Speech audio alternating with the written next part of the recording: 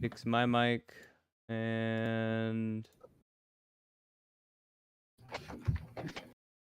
seem good to go.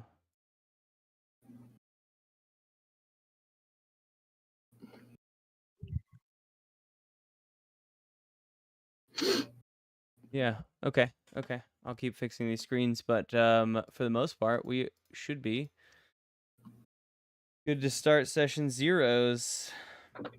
Let's go. Very nice. So you said I'm going first? Well, he had asked I if sort you of figured wanted to go. because you're. Oh, I don't really care either way. I sort of figured because you said that your session 0 would not take very long, and Mhm. mine is going to take a while. If you wanted to go first. Yeah. Also, no, your I mean, campaign really, is coming first. the only thing that I am super after here in this session 0 is sort of what everyone is feeling as far as playbooks. That way we can make sure that we flavor them in this little slice of the 40K universe. So I've already talked briefly with Gabe and M. But any ideas of have we landed on anything yet? As far as playbooks for everybody, let me get my little notebook here. I'll take some notes along with. Yeah, before I just spit out all the flavor at once, do you have an idea? So like what is this?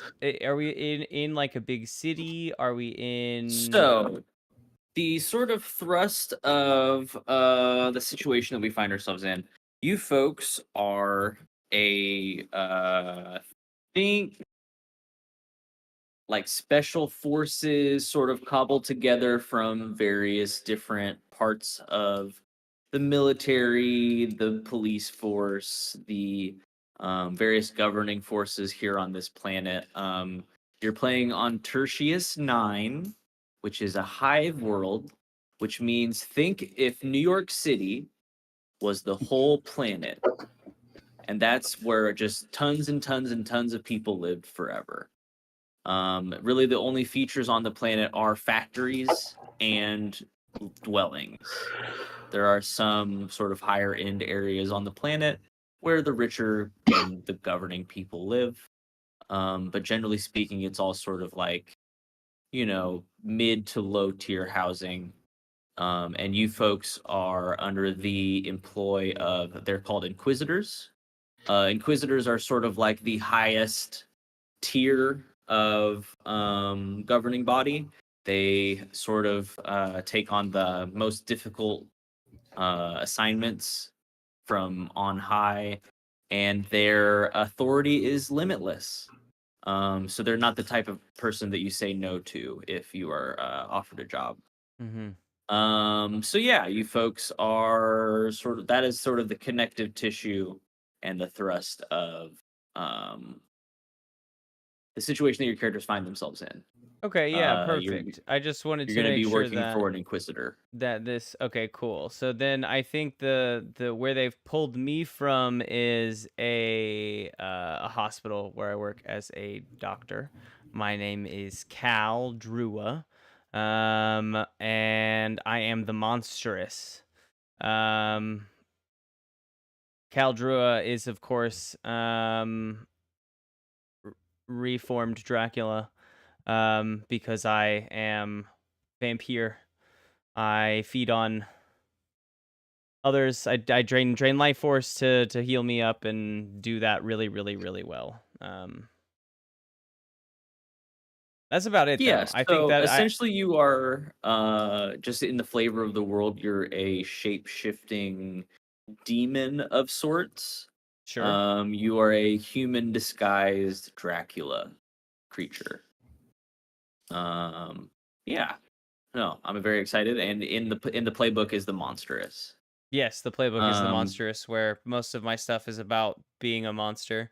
Flavor wise, am I a demon that has the flavor of a vampire, or am I like So technically, in the flavor of the world, you are a demon. You are from the warp and you have materialized using your shape-shifting abilities and subsisting on life force. You're able to keep yourself in the material realm. Generally, warp entities that are sort of neutral like you are, just sort of like being in reality because it's a little bit easier to control your everyday situation. You have a little bit more autonomy.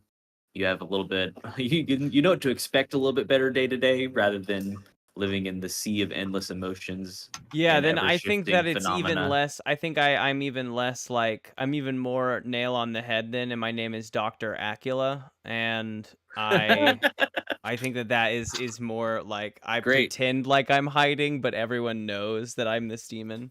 It's super fucking clear. But like in our crew, right? Like Well, yeah, because see, here's the thing: the story of Dracula. That's a story from 38,000 years ago. There's no way that anybody remembers what Dracula is. wait, This so wait, connection is wait. completely missed on these people. That joke isn't gonna land for anyone? Is that gonna be Nope. like a really good mystery name for them? God damn it. Yep. That joke's not gonna land for That's anyone why but the audience that's and why us. 40K is great. That's why 40K is great. It's a joke just for us, the audience. Okay, No okay, one in sure. Yeah, universe. then I'm Dr. Acula and I have medical experience, but mostly it's not real medical experience. That's a guise to suck life force. Yeah, and I mean, because of your existence as a warp creature, you have tangential psychic abilities. Your shapeshifting is technically a psychic ability. You might be able to do some medical things with your mind magic, but you're not doing like I don't know them. science. Yeah, you're not doing science. Yeah. No, certainly not. Anyway, that's what I'm planning on playing. Great. That's a very easy. That's a very specific role to fill within a team. A sort of medic type character who's Mhm. not so I also have no monstrous. medic That sounds abilities, great. really, like no Exactly. medic moves, so I'm just there to Exactly. It's like perfect. staunch the bleeding or whatever and get horny over it. I don't know. It's gonna be great. It's very funny. You don't have to be blood based technically in universe. You just sort of like Right, I'm like you're like a psychic life emotional based. vampire. Yeah. But yeah, flavor however you want to flavor it. You're a warp creature. There's Colin Robinson. every shapes and size. Anyway. Yeah. All right, who wants to go Word. next? I got nothing, bro. But I'll whip it up in a minute. Same. All right, then I guess I'm going next. Wait, does anyone have the Spellslinger spellbook yet? Nope. Okay, Nope. good. He's a wizard, Uh, Harry. Super The easy. wizard. I am designate DOG 24601.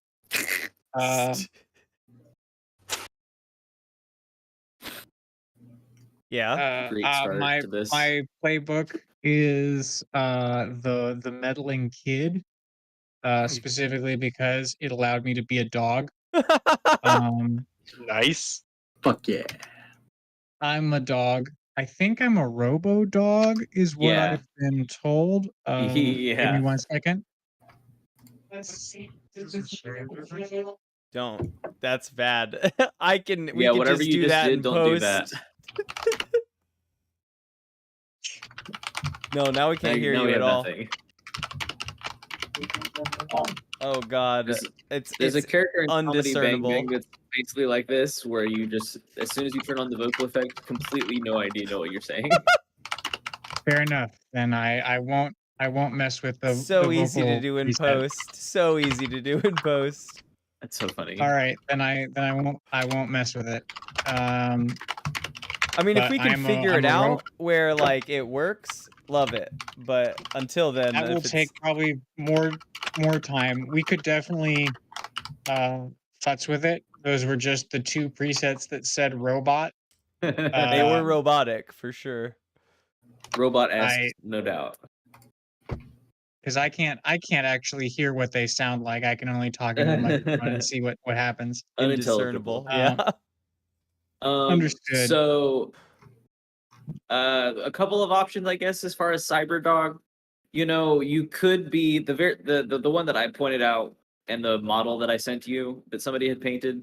In universe, the sort of police force from planet to planet, they're called the Adeptus Arbites, and they are they use robo dogs like canines.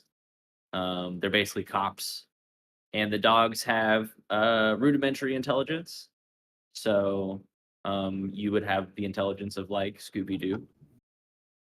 That's good because yeah. that's what I'm modeling after. Yep. I'm Robo Scoob the dog. Yep. Um, Easy. So you're I'll Robo just make Scoob, but sure- you're a cop. I'll just make sure not to pick up one that gives me any bonuses to sharp. Yeah. Yeah. Okay. Great. Cool. I think I know which stat set I'll pick then. I'll come up with an basically- in-universe way for you to sort of find your way onto this team, but I do love this concept. It's very funny. Oh right. Yeah. Basically, I'm a Scooby Doo port. I can I do things when I make traps, when I interrogate people, and Perfect. when I am unmasking a villain. Oh my god. Great. Fucking nail on the head. This is great. Yeah, no, I'm straight up a Scooby Doo port. Like it's gonna be silly. I've got big hair. What? It says to Yeah, no, I don't look like Scooby Doo. I'm like a like whatever those dogs are that look like a mop. I don't know what kind of dog that is, but that's the kind of dog I am. Fuck yeah, dude. And where are your cybernetics? Wherever they Where go, aren't they? I don't know.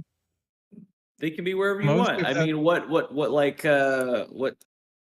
type of cop were you? I don't know. Probably not an effective one if I've been reassigned to this crew. No. You mistake. The Inquisitor is the highest position possible.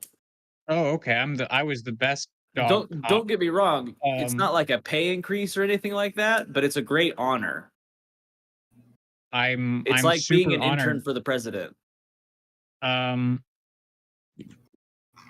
gonna say that I was the guy in the box then. I was the like get him to confess. Dog cop. Were you the good cop or the bad cop?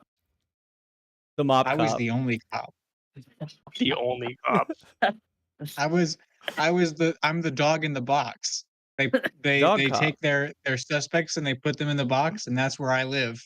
There's a doghouse in the box, and I come out of my doghouse and I find out what they did. Or whatever I The interrogation dog I fucking love. That is honestly so on brand for the 40K universe. You have no idea. Good. Great. No, they're gonna love you out there. We need a Shaggy now. Do we? I don't have that, but I do have something. Okay. My What name do you is got? Maggie. yeah, This is what's the up? Spooky playbook.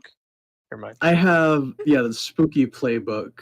Bexler Wentworth, an old lady with unblinking eyes and ratty clothes.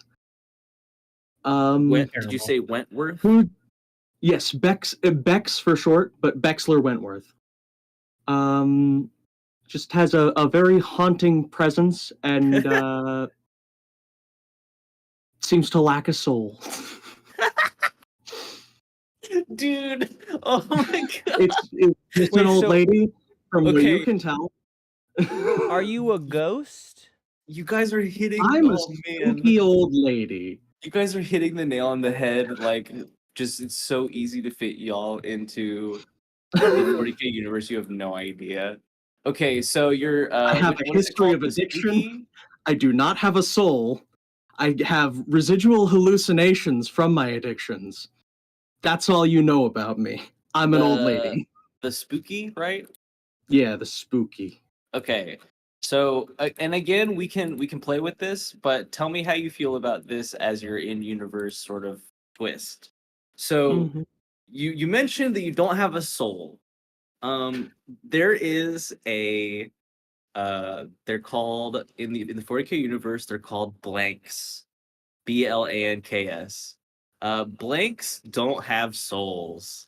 And the thing about blanks is that they're always strange and hard to be around. Like it is difficult. Like if somebody like looks at you, it is hard for them to look at you for extended periods of time because it is That's strange. genuinely was my like entire pitch for this character was just the most uncomfortable, creepy Wow. old lady at all times. Mwah. Like it's perfect. Like it doesn't make sense a lot of the time for people in the 40K universe to be old because it's really hard to be old. It's a very hard universe. But like blanks are sort of like both treasured and feared, and so it's very easy to great, perfect, easy. I do want to say, as I'm looking at these character sheets, that there is a section called history that we should also probably do Yep. in this session 0. But Yep. Once we know loop all of our Dante in first. characters, I Once think, we get yeah. some broad strokes, we can definitely go through this. We'll do some quick little things here. Great. So you're a blank. And also M as a warp creature, it is particular the Bexler is going to be particularly hard for you to be around. You really don't like them. Or at least you won't like them whenever you end up meeting them. Understood. It's sort of like we have a kryptonite on the team.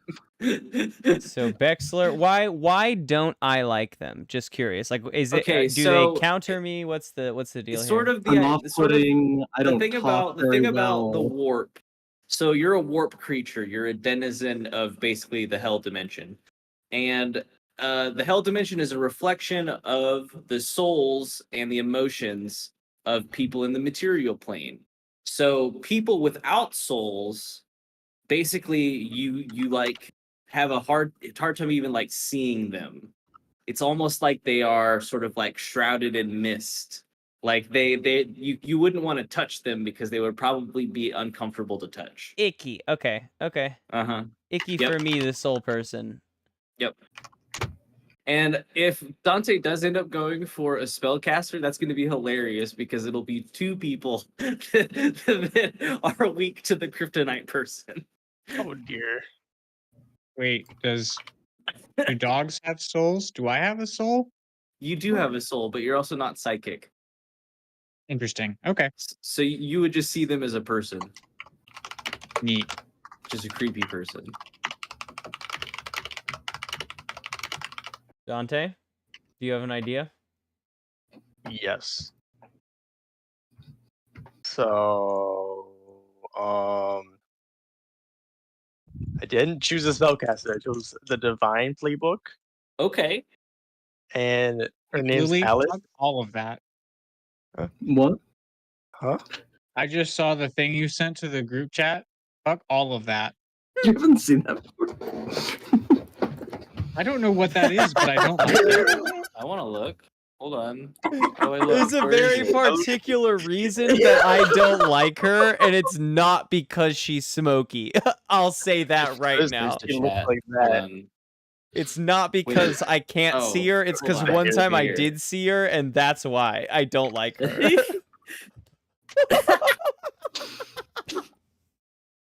What? For context, what is this? What am I I will seeing send you right the now? video. It's from a skit called Prank Show from a show called I Think You Should Leave. But Got it. Yeah, it's so just it's a like dumb little that, skit. So but like a funny. shadowy Very- person version of that. Yeah. So it's very disturbing.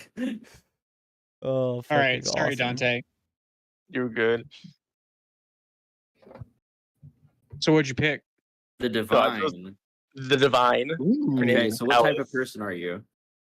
She's just like this normal size human. She is like at least 30 years old, but she looks very much younger. She has these kind, judgmental eyes and is always wearing this frilly maroon dress and just likes to be a bit fancy.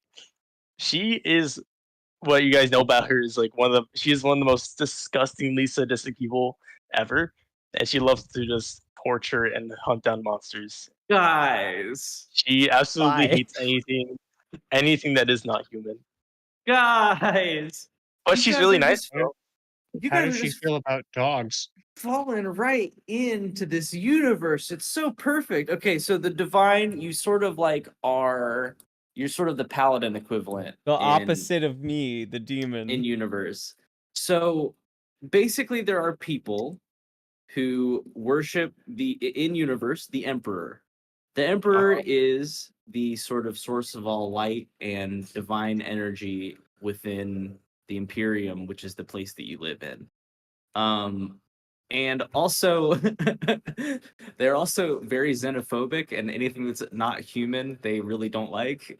And they also are very sadistic and torturous, and they want to burn and purge the emperor's enemies with holy fire and melta. And yeah, no, like great, you're a member of the church, like Awesome. Good golly, easy. Miss Molly, let's get Grimdark in here. This has been so much simpler than I expected it could have possibly been. We can't Like, even it's- hunt a monster because we're gonna hunt each other.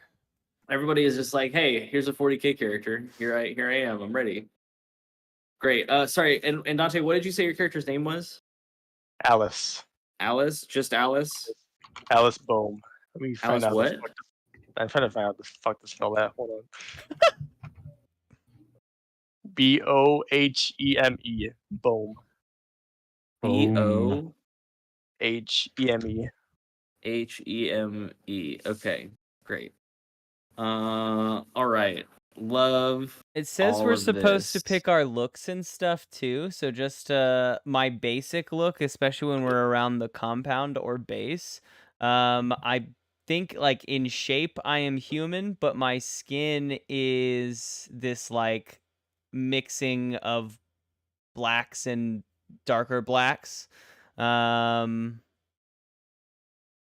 And I wear very nice tailored clothes because I am a doctor, and that face will shift whenever I go to see a normal patient. And also, that wouldn't necessarily be particularly off-putting either. There are Wait, for- subbreeds of humans that are, have animalistic appearances or have like Okay. pitch black skin. Perfect. Then I don't need to For change it. clarity, though, shift from what to what? Now I'm not shifting at all when I go see a patient if that's not something I need to like hide. But when I do shift, I have like one of my moves is shapeshifter because of the way that Lawrence was talking about it. It seemed like that would just be a thing I could do. Yep. When I was picking, I thought shapeshifter, which is I can change my body into the form of an animal. I imagine that for me, my skin will always be this color and this like shifting darkness, but I'll be in the shape of an animal. And then I have their alternate senses. And then I can exert my mental dominion over someone by catching their eye.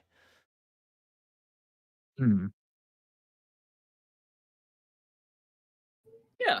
Okay, Yeah, dope. honestly, like straight up, this is great. I love this crew. This is hilarious.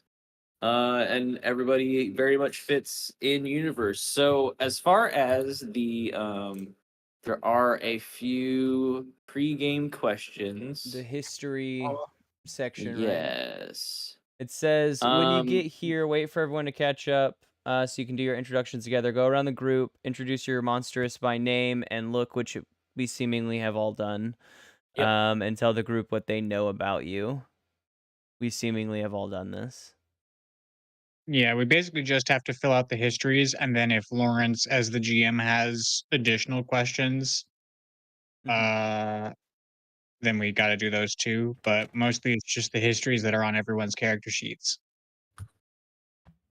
Yeah, and honestly, I don't think we need to go ahead and go through everything because I think a lot of that will be sort of, motivations and stuff like that we will find in the moment. Because you are, at the end of the day, just sort of going to be this ramshackle crew that is thrown together for a very specific mission because it's a one-shot. But if everybody just wants to go and read their like history section in the playbook, if we want to just talk about one or two of those, Oh yeah, I got one Uh, already. I think that would be perfect. I mean, everyone's got to do 3. oh, is that like part of the thing? Then Yeah, yeah, let's all do you 3 then. basically you pick one prompt each for the other hunters. 40%. Yeah. Oh, that's right. Okay, well then let's Yeah. just like so you've let's got a briefly history go with over one of each person. Yeah, great. Well then let's just, I think then the ramshackle crew really thing is that's all of the thrust that you really need for that then. Okay. Yeah, the group dynamic sort of makes itself. It's a really cool system. So my first one, you are romantically obsessed with another character. Ask them if they know, and if they reciprocate, it's gonna have to be old lady. It's gonna have to be the old lady. I understand her I the love least. And because I can't understand her, I am romantically interested. That's phenomenal. It's like the it's like Yikes and a future half. romance. What's your character's name, Lily? Bexler Bex. Wentworth? Bexler Wentworth. Bex You're for right, all short. y'all's names. Yikes times 3 with the preacher reference. Damn. Bex, It works though, doesn't it? I need to watch that. It doesn't. It does. Bexler, are you aware of my romantic obsession with you?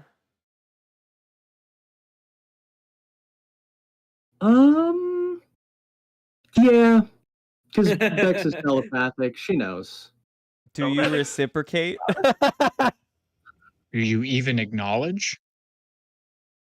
I don't think Bex has a concept of romance. So no. Very on brand. Okay, that's my first one. Shot down.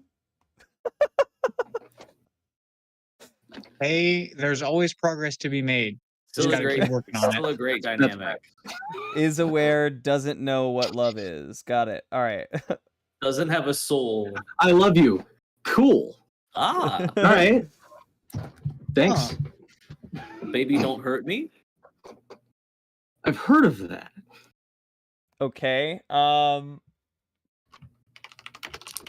Gabe's character is a dog. What can I do with that? That's Woof so woof, cool. Yeah, motherfucker. and again, if more than one of these call out to you, definitely we can just, it's just fun little, especially since we're only doing this as a one shot. It's fun to have a little bit extra dynamic going into it. Yeah. What Uh, was y'all's characters' names again, real quick? Dr. Yeah, so- Acula. Yeah, you Sure. live on the planet Tertius 9. You all work for Inquisitor Balden. Dr. Acula is M. DOG 24901 is Gabe. DOG 601. 601, sure. 49601. The Two four the cyber dog. 601. Bexler Wentworth, the spooky blank. And Jean Val Dog. Alice Bone, the divine normal human who wears a maroon dress.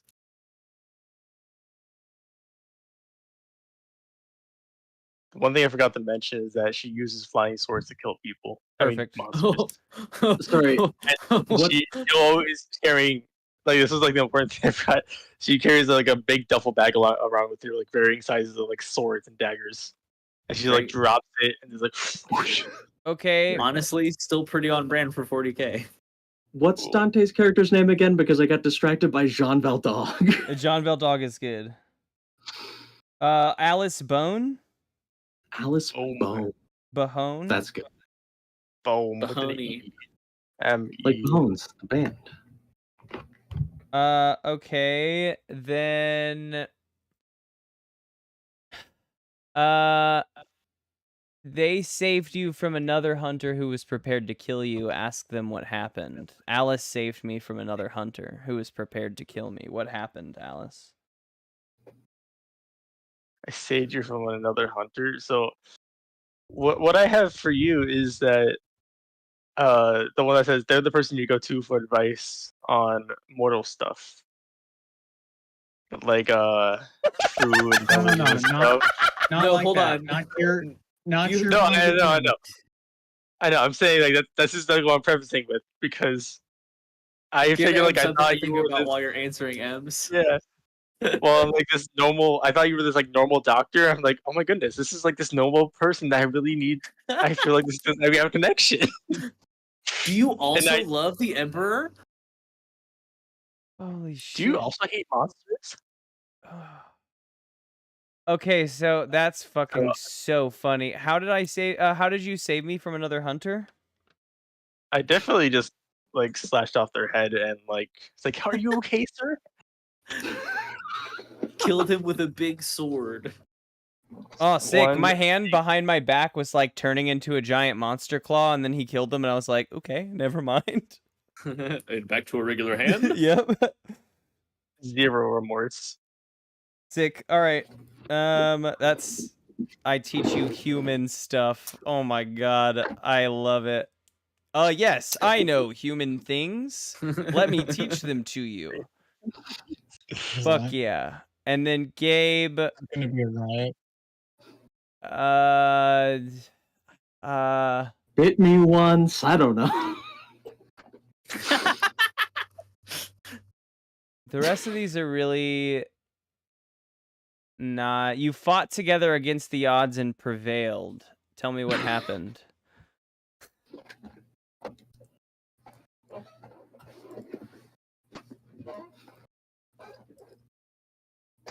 Hmm. I mean, this could be on your surgery. That could be against the odds already.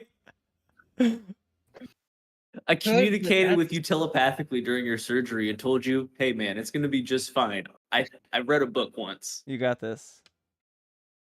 What?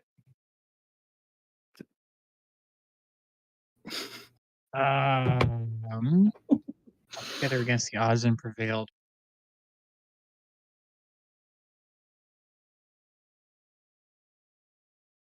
I mean, it could just be like a hard hunt we went on. It could be a battle we've been through.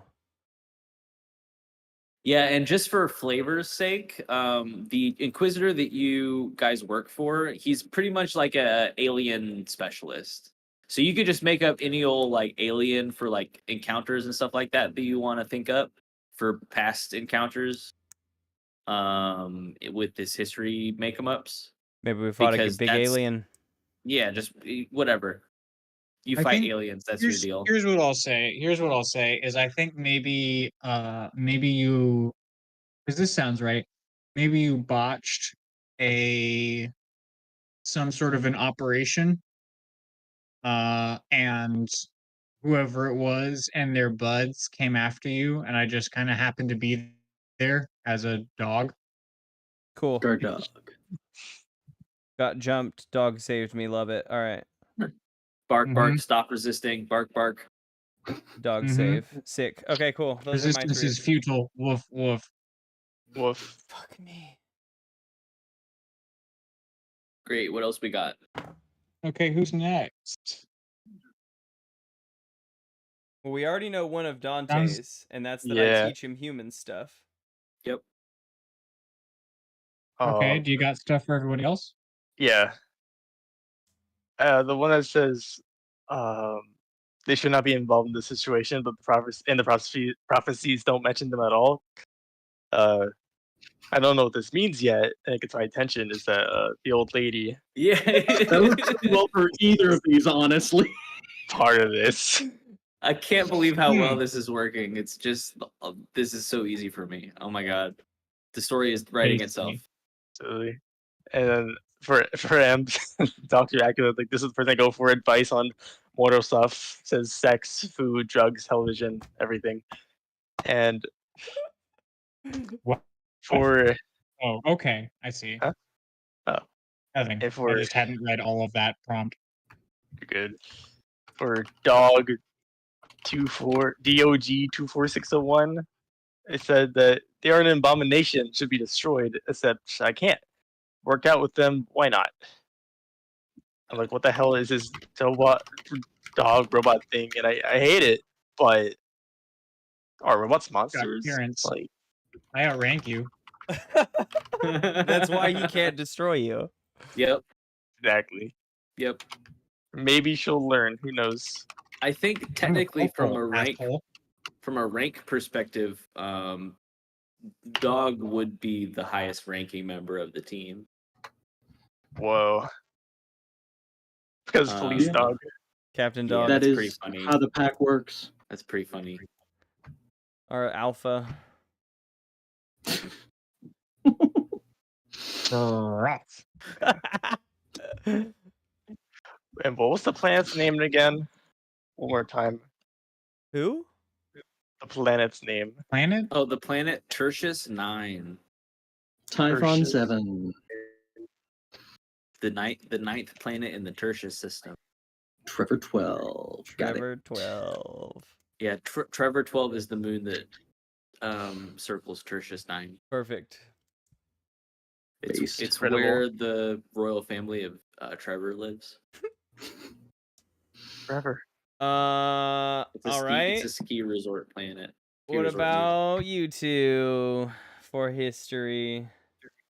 Well, one of mine kind of already has half of it because one of mine is you're married or romantically involved. Decide between you the exact relationship. Oh, I'm no. thinking. It occurred to me while this was all going on that one of the main dark sides that Bex has is that she's an addict and you're a doctor who's in love with her. Where have I heard that? So I think that she life? wants to get grimdark as some fuck. kind of Let's drugs from go. you. I love it. I, as a player, don't, but I'll take it as a doctor. Yum yum yum. Have my drugs. Yum, yum, yum.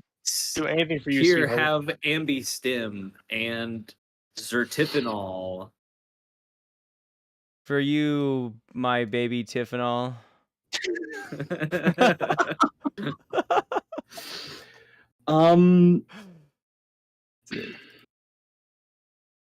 A lot of these are worded like a lot the same, which is why I went with that one because there's not a lot of wiggle room. Are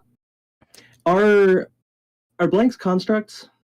No, so blanks are born that way. You just you come out weird like that.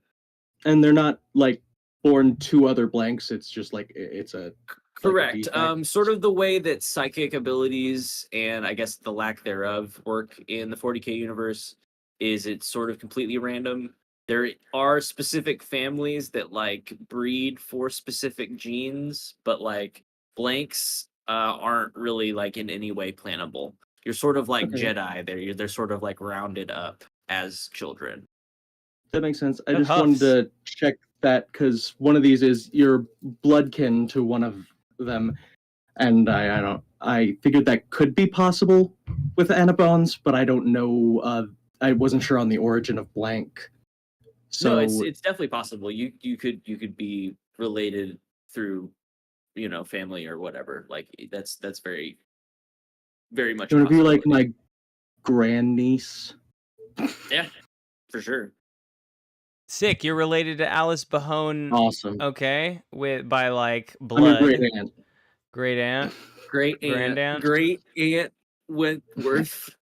It's funny Great why- is a why relative you- term. You're not in the prophecy. You're supposed to be at home making tea. You may be my great aunt, but you're My not. in the grandma was supposed to be prophecy. dead years ago. Prophecy clearly started with me, Aunt. Being old is so last century. Come on. God damn it. That's goofy. I think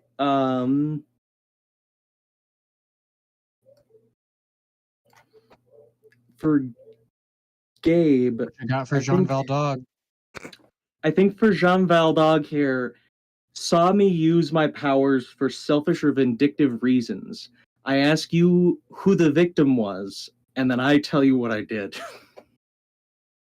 And again, pretty much anybody with strong psychic connection. For example, somebody who is a spell slinger class, which would in this universe be a psyker. That person would just be very uncomfortable being around Bexler. So like it's very easy to imagine Bexler just being able to physically intimidate somebody of that ilk Yeah. just by, standing near them. Neat. Neat. What's your day to day like? Are you like what Yeah, do what you weird shit do you what's get your up to? I what's your day genuinely job? I think that Bexler is very much like constantly just wandering around wherever she is. So on brand for a blank. This is great. I think then what kind of powers would Bexler have? Like what am I Uh, seeing them do? She has telepathy. She can see the spirits. She can also encourage coincidences to occur. Those are the like spooky moves that she has specifically. But Mm. also, like Larry said, we can or like people are just generally intimidated by my presence. So there's also Yeah. non-directly power related I- ways that My first instinct is to say that I saw you do something to like a local tough.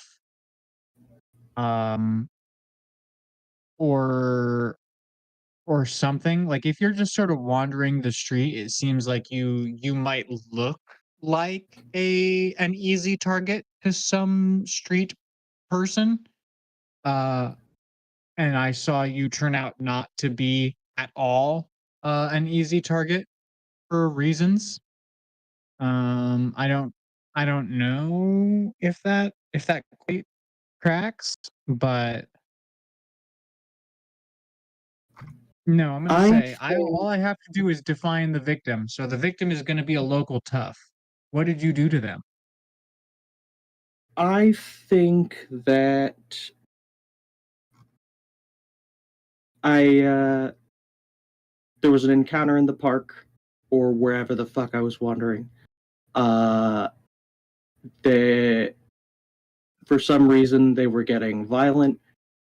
I just kind of stood there and didn't really do anything until they eventually left. But pretty much as soon as they stepped away from me into the street, they were immediately hit by a truck for some reason. Okay. And this I was, of saw course, this entire a hover encounter. truck because it's 41st millennium. It's a hover truck. Sure. You saw the encounter and you saw me like giggle to myself afterwards. There's Yeah, no no, denying what just I happened. also saw you maintain like eye contact and like watch them through this entire process. And I did report you to the proper authorities, but instead of going to space jail, that resulted in you winding up on my team. Nice. By happenstance. Yeah, no, I'm a good cop, but this was not my intention. Mop cop. Dog cop. Dog cop. Good cop for bad cop. You- No, you're you, dog you cop. saw Bexler was going to be on your next Yes. assignment, and you said, "Rutro." Roof. Bro. All right. What about you, dog cop? All right, let's see what we got here. What do we got? Rutro, Inquisitor.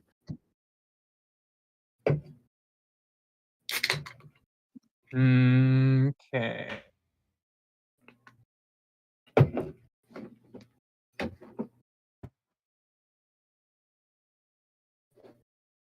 Is it like a slur if we call you a K9 unit? Nice. No, Pretty funny. it's like Mm. one of my official designations.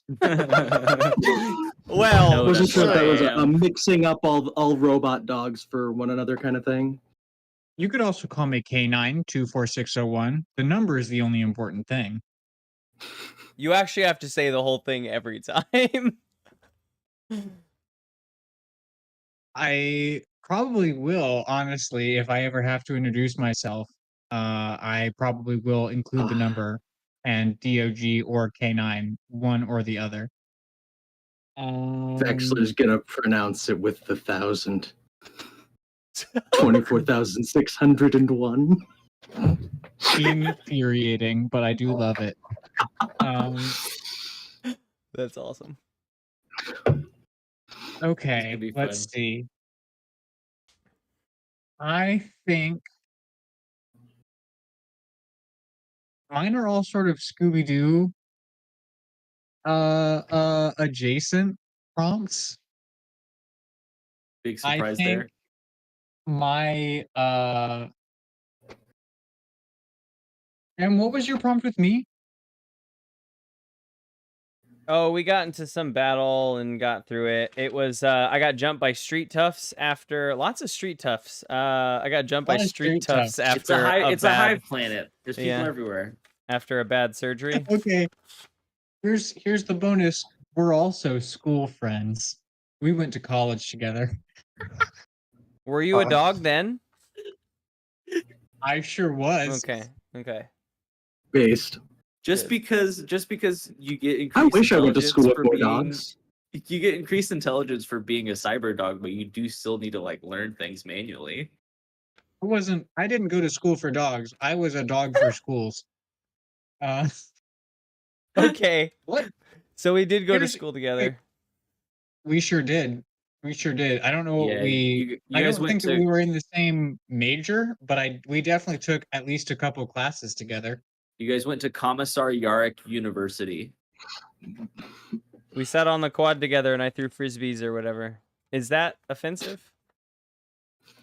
No, that's Mhm. awesome. No, Okay. you guys were Wow. both on the Ultimate Frisbee team. It's hard Sorry. to toe hell ground yeah. when I can't. Hell yeah. It's the 41st millennium, excuse me. You guys were on the Super Ultimate Frisbee team. Perfect. The ultimate frisbee team. Yeah, definitely. I was definitely the point scorer for our ultimate frisbee team. I love that. hmm I Um, botched the plays like I botched my surgeries. That's chill. We were still on the same It team, was even if you chill were a then, bench is warmer. less chill now.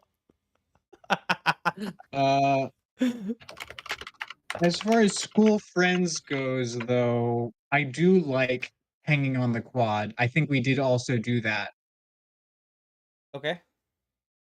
as far as the extent of our school friends. The quad is a great place to siphon life energy. Is there a question or is that the whole history bit?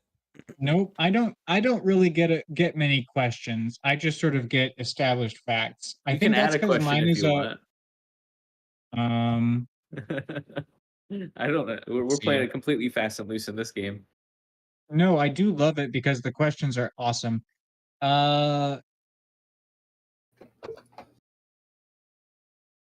Okay, no. What class were we in together? Because we were in one class together, other than the ultimate frisbee league. College algebra.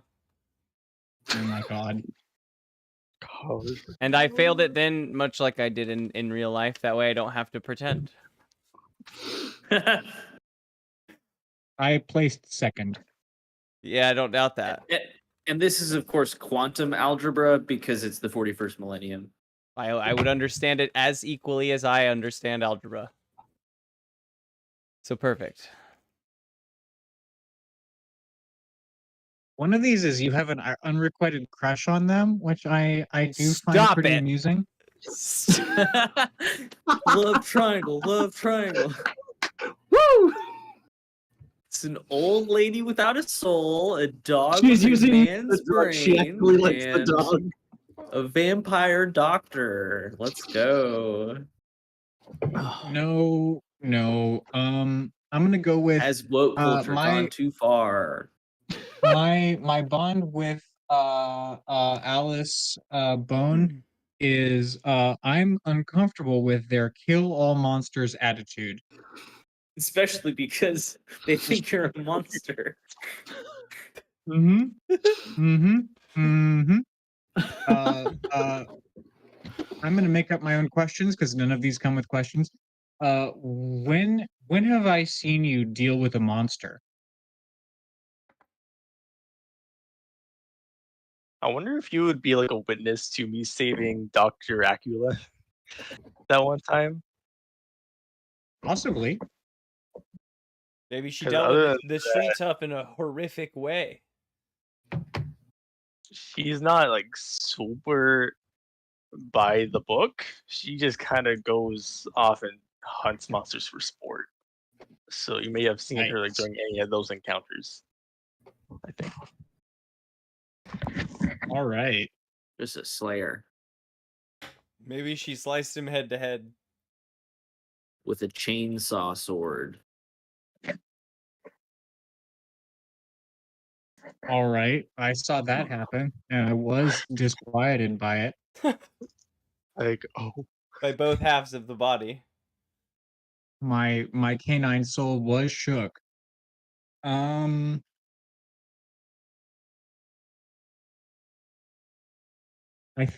I think for old Lady Bex, I'm gonna say mutual respect. You are both expert mystery solvers.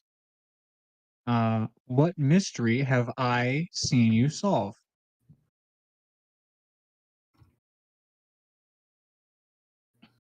The mystery of that live kid that one time.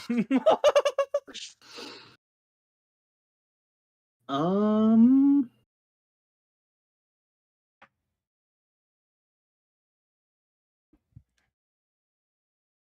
I think that you something DMV-esque, some like really boring like office where we had like someone's running through government paperwork or shit. And whoever was in The front of bureaucracy Beck- administratum. the BA, yeah. Whoever was in front of Bex, like, was having an issue with the terminal, and using telepathy, Bex was able to realize that.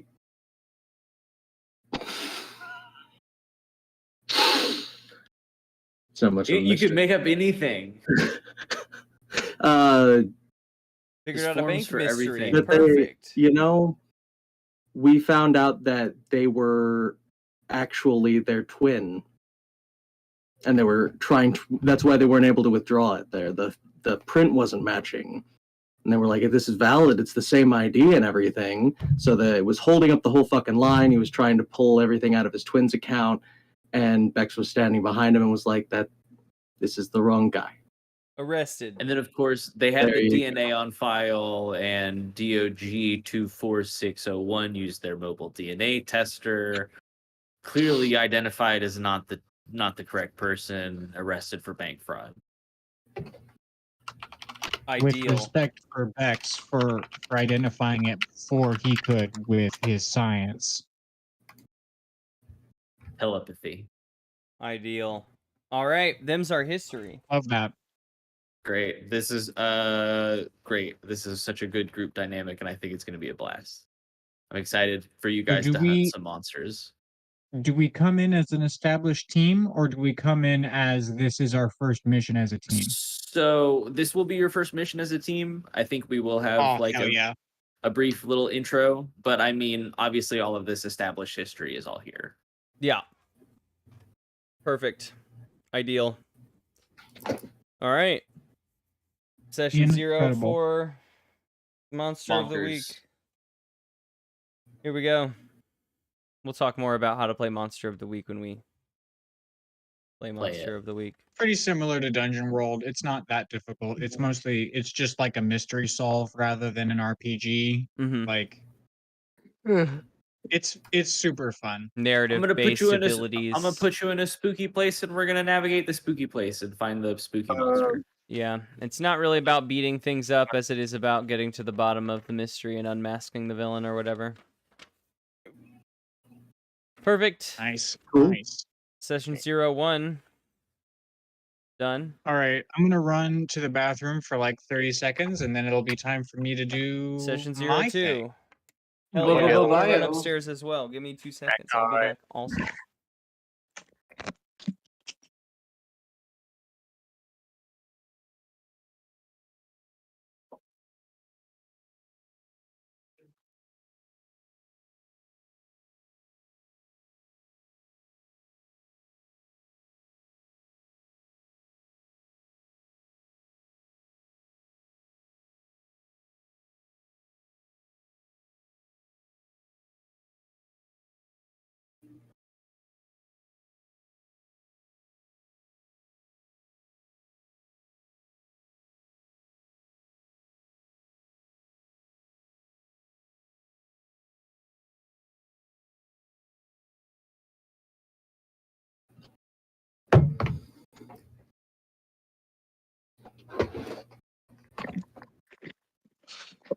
I put these things in the air fryer like an hour ago because I thought we started at 8:30. That's why I was like, That is "Ah, too that's long to air fry something. I hope it was not on that whole time. No, it finished, but they're still warm, so it's nice. Nice.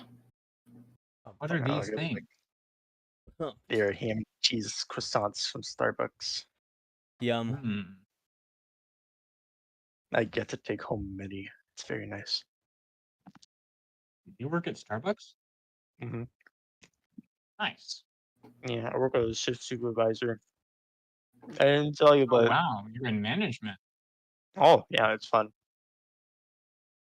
When I say fun, I say the most fun thing of my week yesterday. No, Sunday.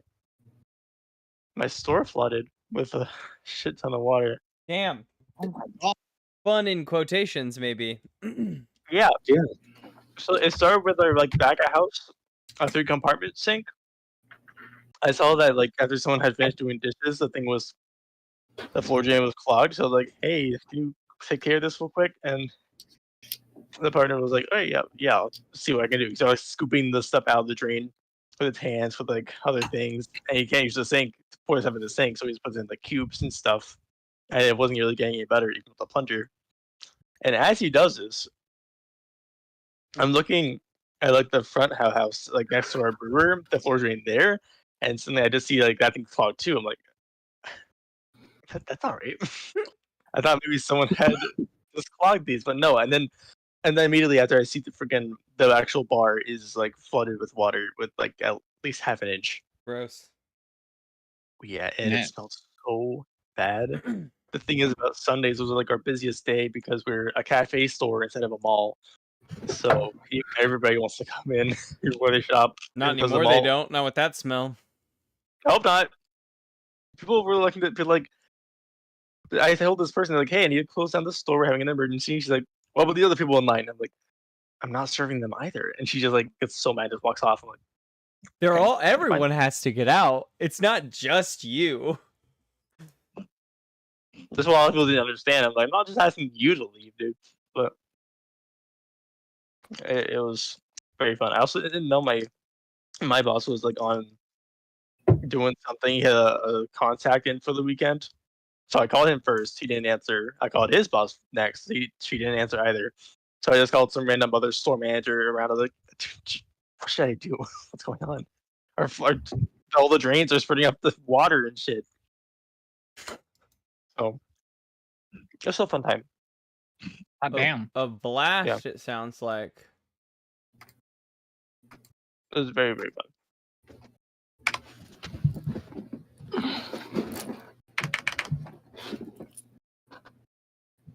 I'm very excited for this.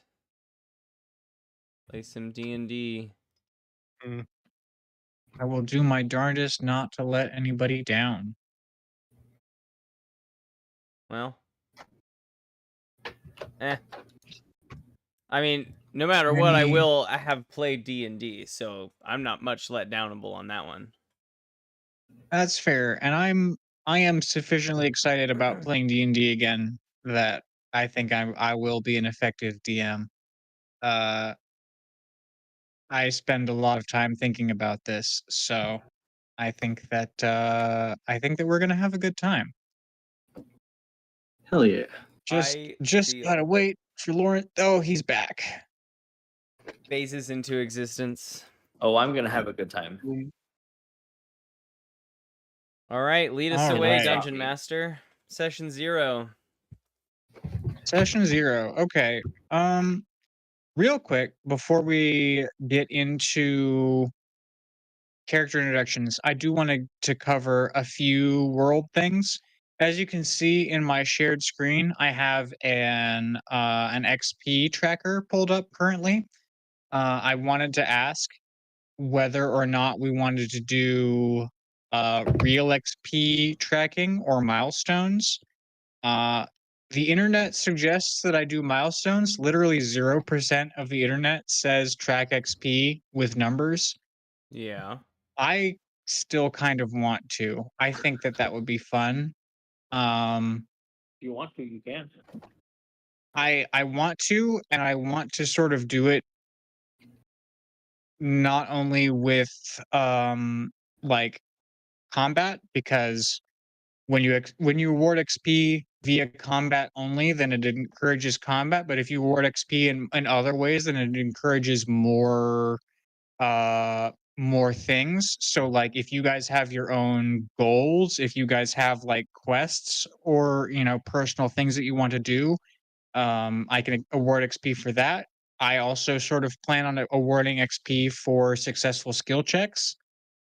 Is this okay? Is That's this sort of- something that you want us to keep up with? Like, is that what 5 Nope. experience? So this is Nope. something you want to keep up with, and then you'll tell us This when is we a level thing- up at different times. This is a thing. If you look at my shared screen, Yeah.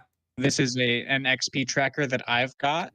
I could share it with you guys if you wanted me to, but my notion is to track it sort of on the back end and just sort of let you guys know, hey, you've leveled up. The next time you long rest, you will be level X.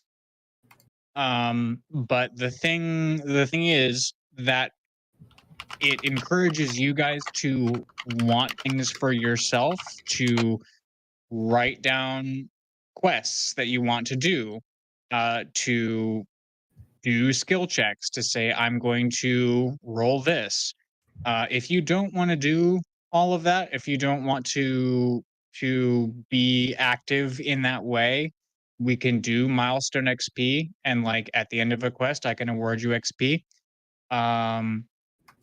But if you guys are on board to be like, my character wants to do this thing, or I'm going to, make skill checks and try and do things, then I can award XP in that way. Sort of, it's sort of a way to gauge how active you want to be in this adventure, in this campaign.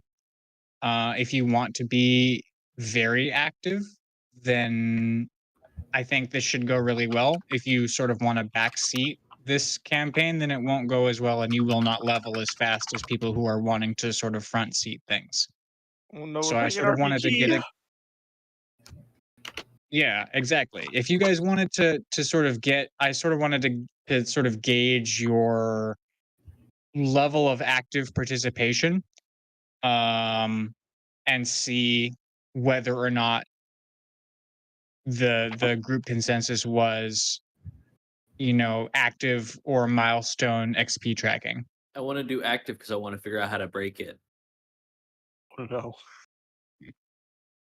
I fully encourage that.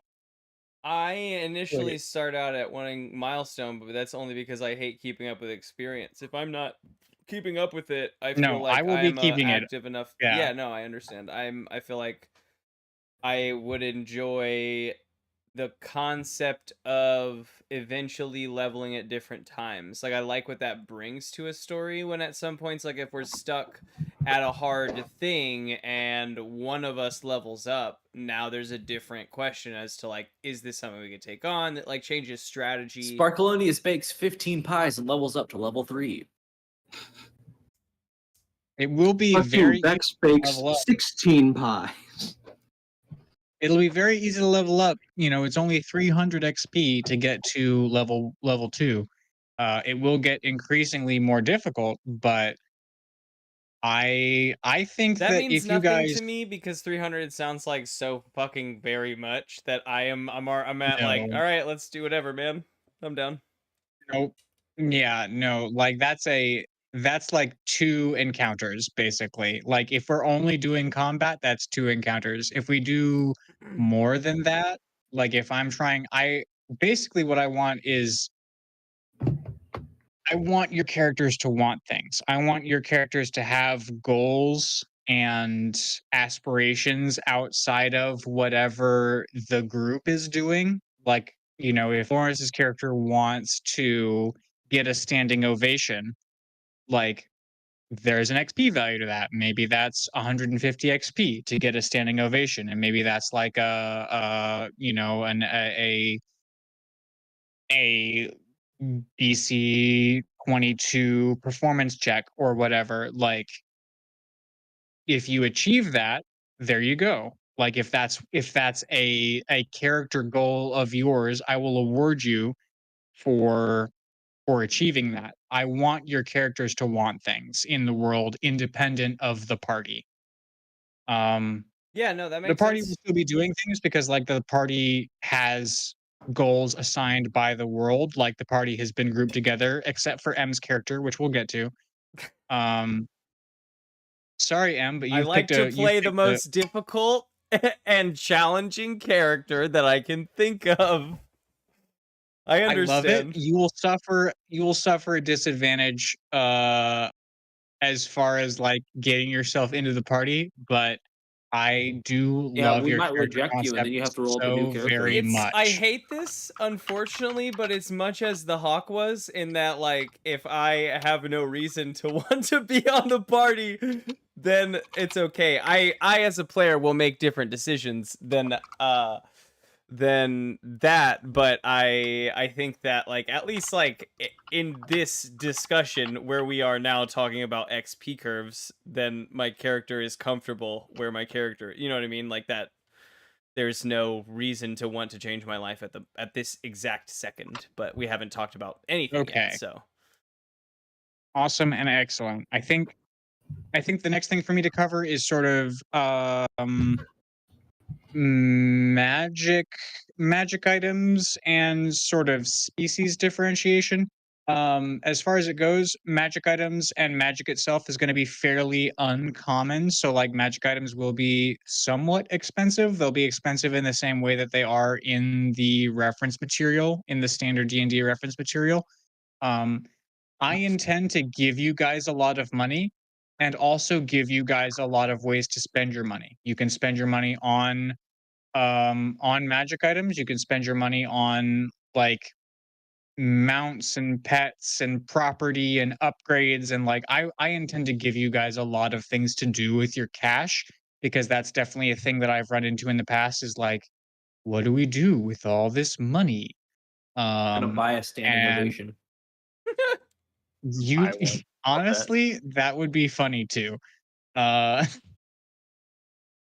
if you want to use your money to accomplish your character goals, that Easy is 2,200 pieces of gold. fully valid. Fully valid.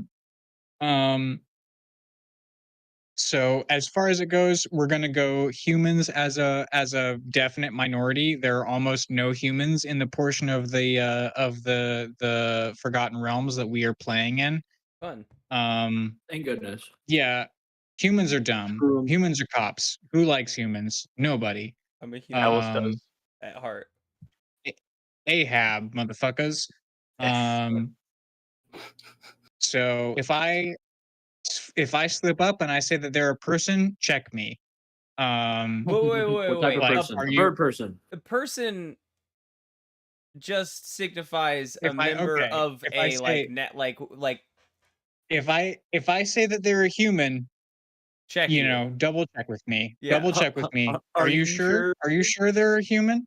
And I will, I'll reevaluate and see yes or no, whether I'm sure, because I don't want everyone to be human. I don't want everyone to be a dude.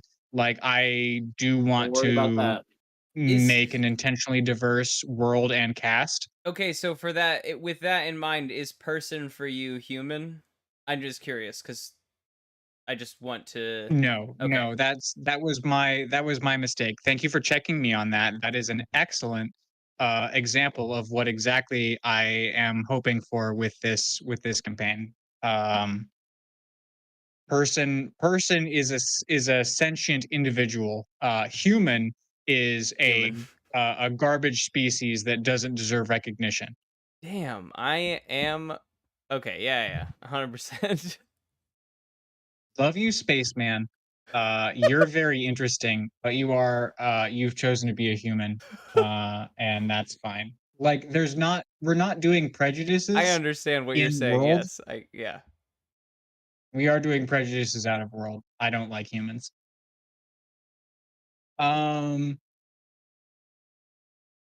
See, are there any other world questions that I have off the top of my head? I may have to like rethink No. my character a little bit because Oh, I may. Do you remember that like homebrew thing I sent you like forever ago? yes. You homebrewed a plant race that I was really intrigued by. Yeah, definitely. For some reason, I had the thought that this was like another one shot, but no, this is your actual campaign. So now I'm like, shit. Wait, let me actually think about that. So I'm thinking if you want to tell me any tweaks you have or had, if you want to go over like my race again, because I definitely want to use it for this thing. Then, if I am not being a I'm human, I'm super into the race that you had. The big thing that I remember, because I haven't looked at it and I don't remember where it is anymore, yeah, because yeah, we talked about it a long time ago, was that you have a plant race that gains plant related spells as you level up. And I thought that was super cool and I was super into it. I don't remember any specifics or where it is in any of my devices anymore, but I'm into it. wait, Do you have, Dante, a like a character sheet or anything like that? Like, do you have any of that made up? no, not yet. Okay, well, Or we'll do have I? to work on that because this is the session where that is deployed. Um, Jeez. but if that is the case, then I'm going to say that you get to go last. I I got you. That's would. plenty of time. No worries. Oh yeah, oh yeah. I will definitely be taking my time throughout the character introductions because I want to know many, many things about everyone's characters. Um, Even if Gabe the player knows them already, Gabe the dungeon master may or may not. Um, Giving I think since that's the case, I do want to sort of give us a tour of where we're at. Is everyone looking at my shared screen right now? Yeah. Yep. Awesome. If you see, we're looking at the city of Waterdeep, and I do want to sort of give us a quick atlas. Everyone knows sort of where Waterdeep is and like the forgotten realms of Dungeons and Dragons, but I sort of wanted to move us over to where we are going to be playing and sort of give us a sense of our distance from the regular D&D world.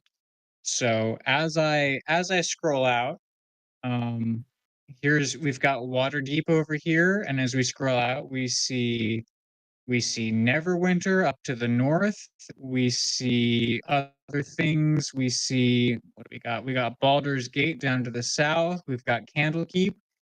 If we scroll out to about here, this is sort of our standard Dungeons and Dragons play space. Is it somewhere along this coast?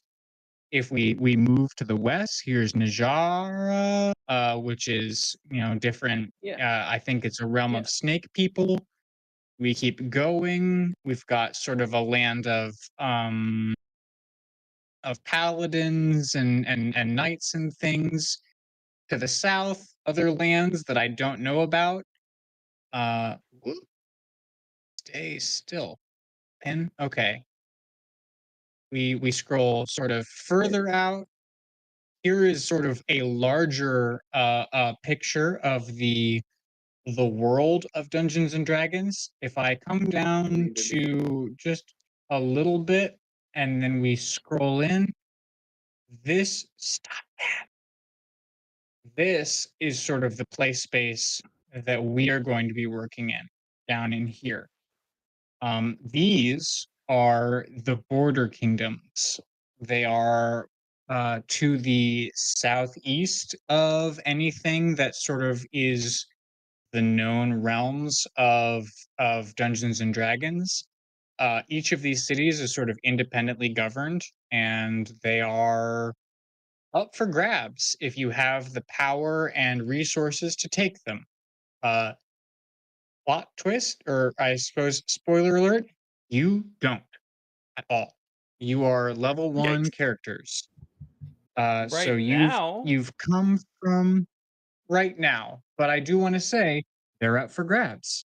If you get to, level 9, level 12, we can revisit Very rich. whether or not some of these places are things like the way that this territory works is that these cities have over time been taken and retaken by various mercenary companies and adventuring bands. Like that's sort of the space that we're living in. And the spoils, the treasures of previous mercenary bands or adventuring companies may still be there somewhere. Like there are buried treasures, there are hidden tombs, there are all sorts of things left over from the conflicts of the realm in this area. We ourselves are going to be starting our campaign down slightly south of all of this. We will be here in the Misty Vale, in this sort of space between the Misty Vale, these woods, and the Dun Hills, this range of low rising mountains. I don't have a pin right now, but there is a town that sort of exists in this space that I have named Fallcrest. That is going to be our home base. Um, it's fairly laid back. It is for the most part uh, um, a farm village. It's not really along the trade routes to anywhere. It is a decent starting place for characters who are level 1. If we want to move away from there, we can. If we want to stay there, we can. I have quests and adventures and things to do, regardless of what we want to where we want to be. But for the moment, we are starting here. For those of us who don't originate here, which is I assume at the very least Lily and Lawrence. I assume Me? that they are coming from. No, you are a local. You are a local, and Dante, you have sort of a decision to make whether or not you want to come from more of an urban place or if you want to be uh, someone who just sort of wandered out of the woods and became a townie. That's up to you. Um, Hello, can I live but here? for Lawrence and Lily, you guys sort of migrated south on the orders of the Adventurers Guild, and we will come to the reasons why. Or if the Adventurers Guild isn't involved, we can come to the reasons why you've come here. I don't really care, so long as you have a reason to be here.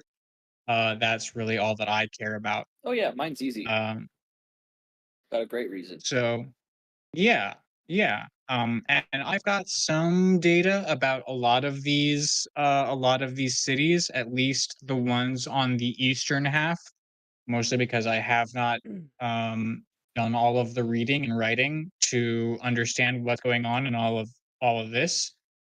But won't at get least there for the yet. eastern half of the border kingdoms, I do know what's up.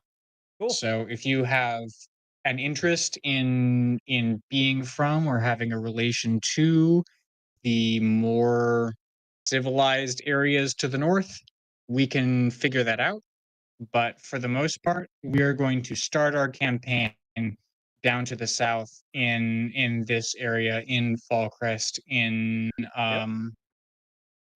a less urban area. Whether we stay there or not, don't care. Right. D&D happen. D&D happen. If we want to go further afield, if we want to leave the border kingdoms, I'm also into that. There's many Wow. areas. If I scroll, oh gosh, Yeah. What are the with the- lands of the graph? The lands of square. yeah, if we want to go further afield, this map is immense. And there's info on any place you'd like to go. So if you want to go in any direction, I can fill in those blanks and we can go there. But I will say there is just as much to do just in here.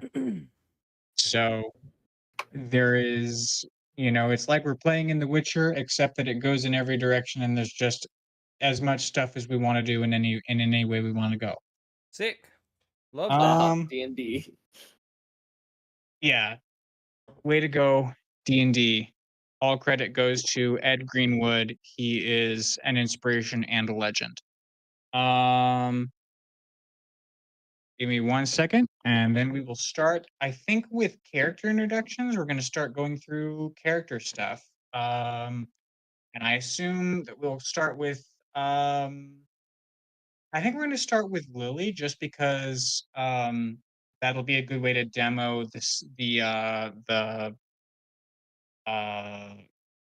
the program that we're going to be working within. Okay. Gist of Praxis figured out in my head. So we're good. Praxis. I'm gonna have to go through and put Hey. new names down on all this. I'm gonna go last, except for Dante, of course. You're good. I I have my read- name. I'm like filling out my character sheet as we go. Sick. Okay, then if possible, if we get to Fantastic. me and you're done, then you should go because I thought that I should go last. But if you're not Sure. ready, then I'll go before you. But if you're ready, you'll go. Yeah, I'll go after Lily. Okay. Yeah, no worries. Yeah, I should be done by Sick. then. Yeah. Because Take your time. I'm just revamping essentially the one character I did have ready into something completely different because making things complicated is what I'm all about. Same. Hell yeah. Ha. Okay.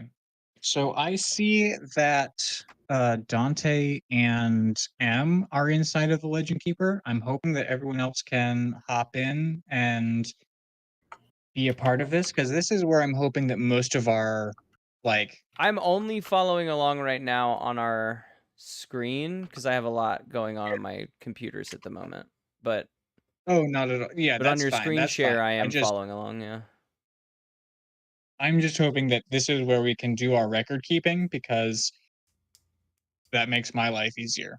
If not, we can deal with that. But anyway, If I write down my notes during session, I can go back in afterwards and type them in. yes.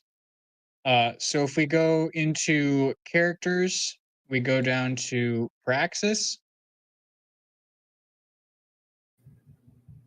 Praxis, Wow. let's see, is I've Dang, big I 20. was sent these big 20. I was sent these stats a while ago. So I did transcribe them. I guess that I didn't do that for everybody else. Nice.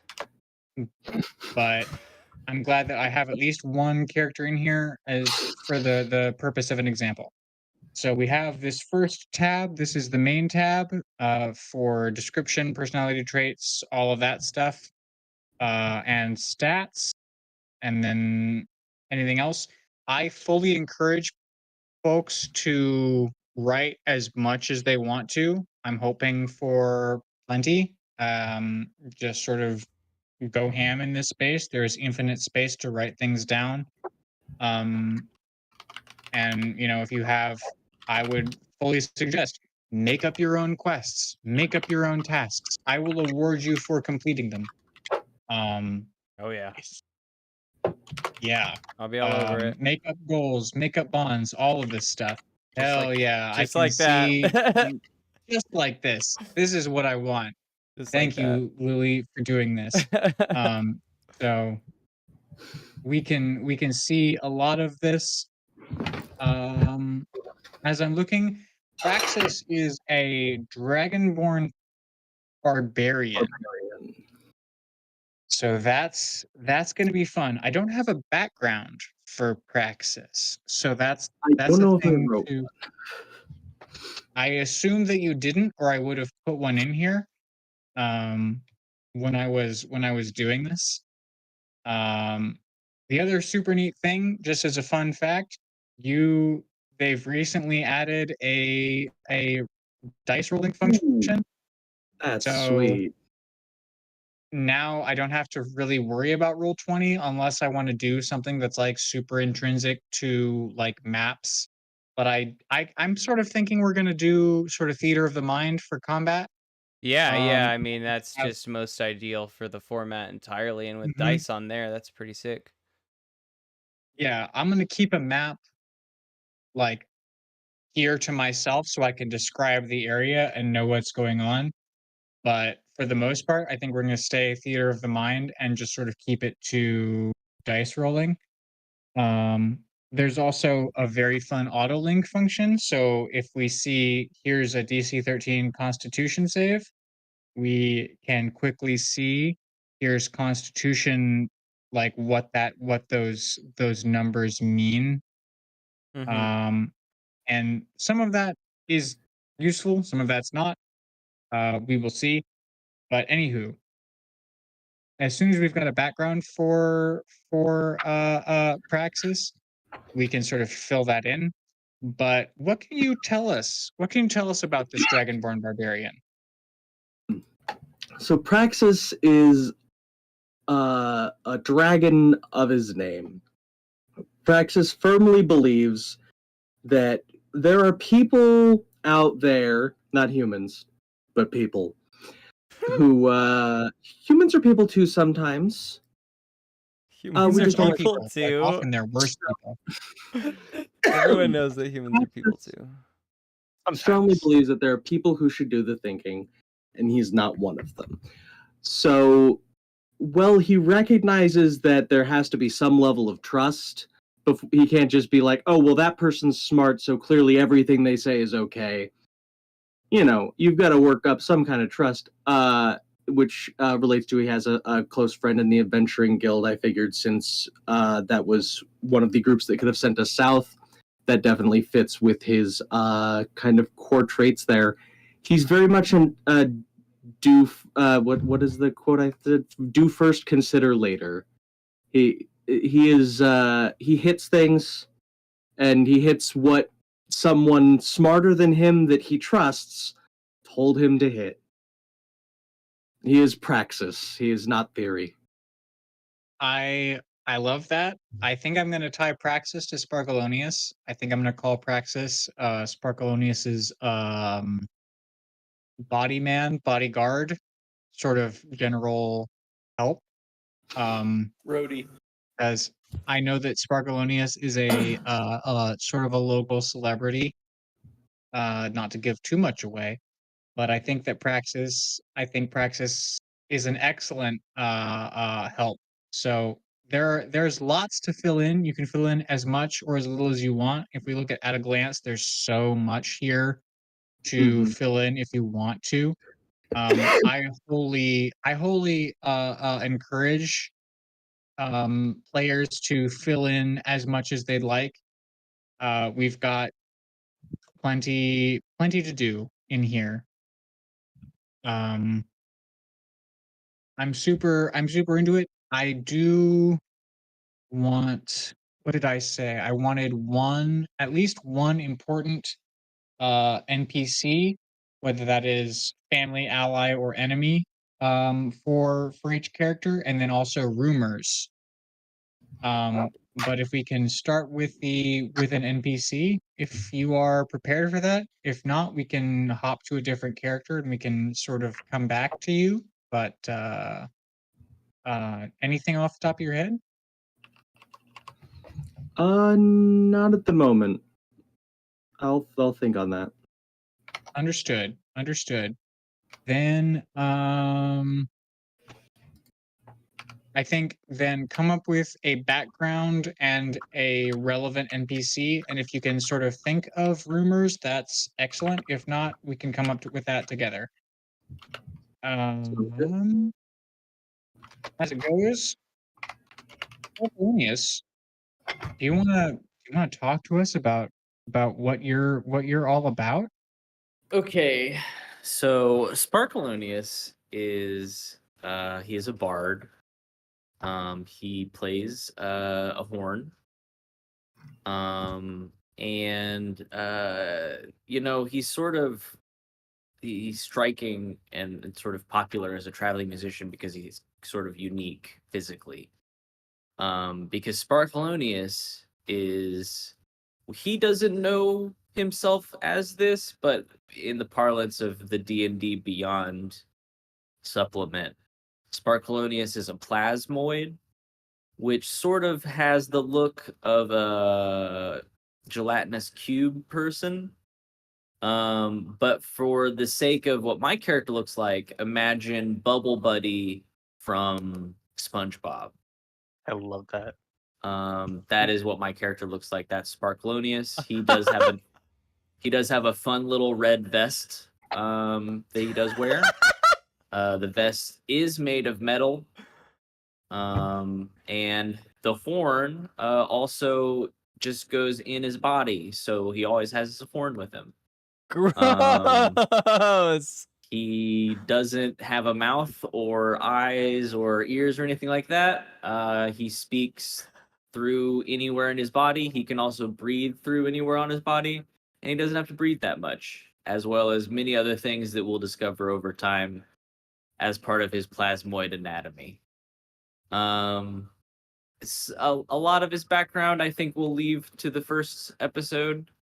You have a background name, like a D&D background?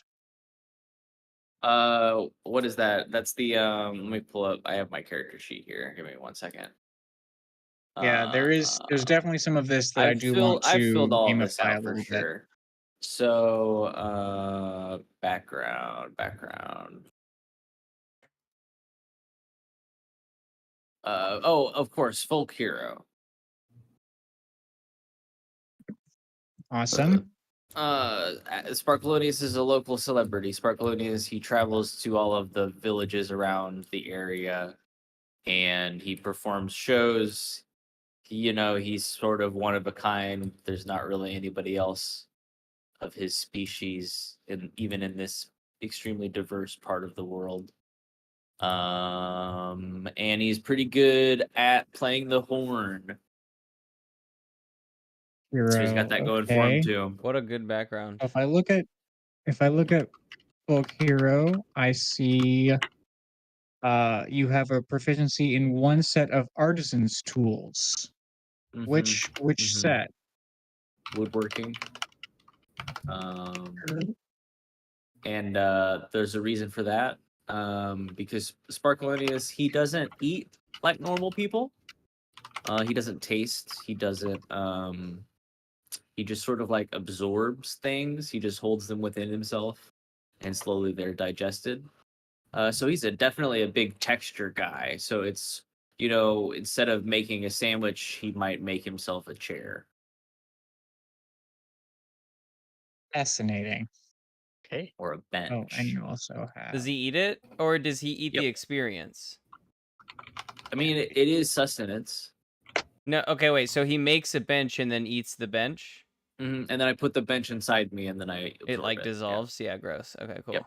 Right. Okay. And he has been known to do that on accident in the past. That huffs. Is that a thing? Is that a thing that you do when, like, is there a specific condition where you start to consume your possessions? Is that distracted? like a stress you know? response? Distracted? No. Sparkalonius, like, there's a reason that his vest is made of metal. Metal is one of the few substances that he can't naturally absorb. And sometimes if you're sitting on a bar stool and you've been chilling for a while, you just performed a show, you might eat a little bit of the bar stool on accident. It's not on purpose. Just get distracted. Incredible. If I'm looking at the put in the skill proficiencies, animal handling, survival, some. Yeah, I grew up on a farm, so I'm good at animal handling. You previously pursued a simple profession among the peasantry, perhaps as a farmer, miner, servant, shepherd, woodcutter, or gravedigger.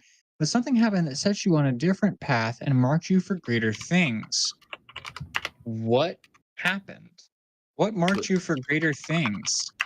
It was, of course, the horn that I found in the wilderness while I was clearing land for my mam and my pap. On our farm, of course, Muddy Farms, which is where I grew up. Muddy And I'm not farm. speaking with the character voice. The character voice I'm saving for session 1, but Okay. Fair, fair. That's fine.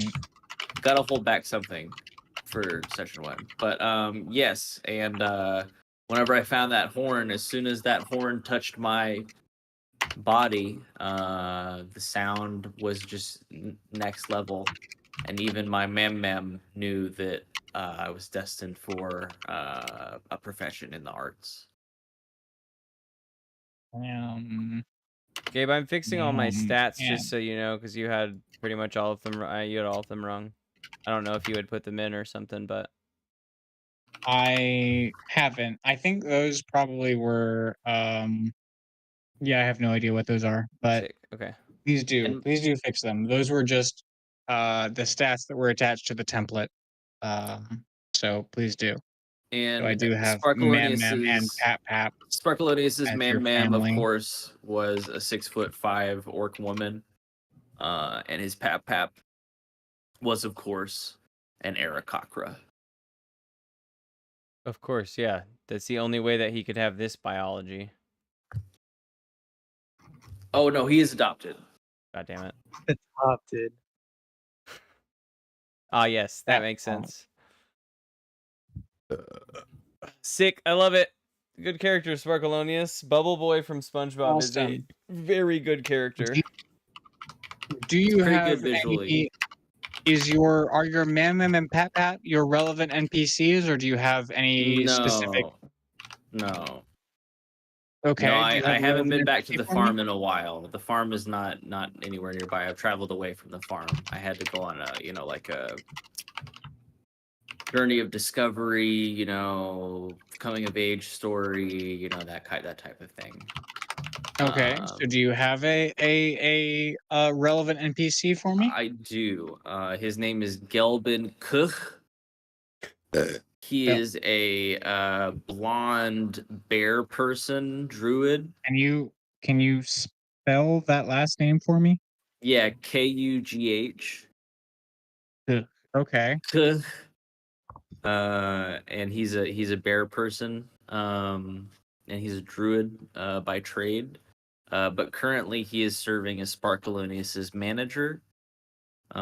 He does take a particularly generous cut of the proceeds, but he does an okay job of advertisement. He can turn up a gig at like a smaller bar, or maybe like a small private dinner, perhaps, these types of things. He does his job okay. He gets paid very well for a job he does okay. Awesome.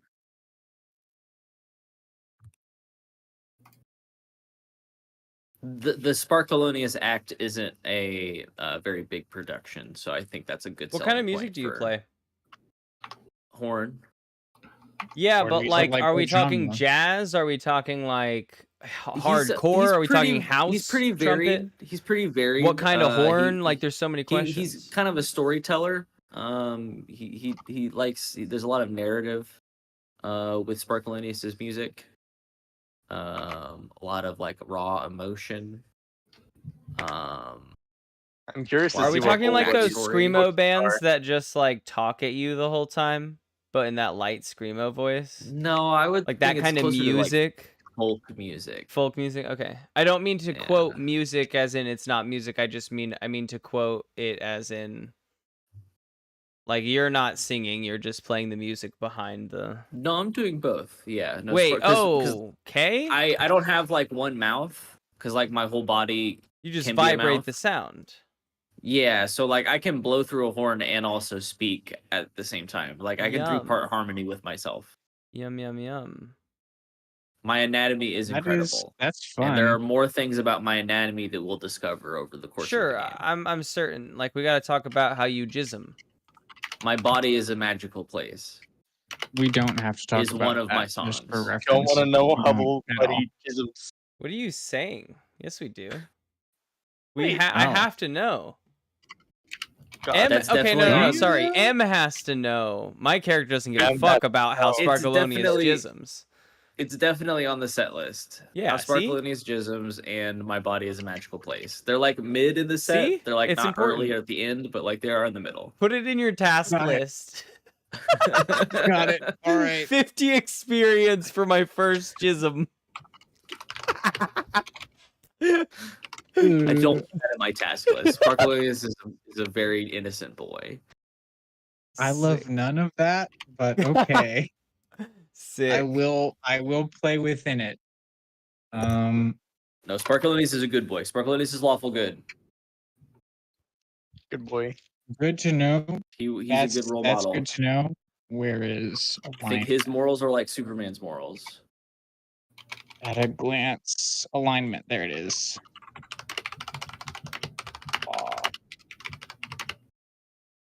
Good.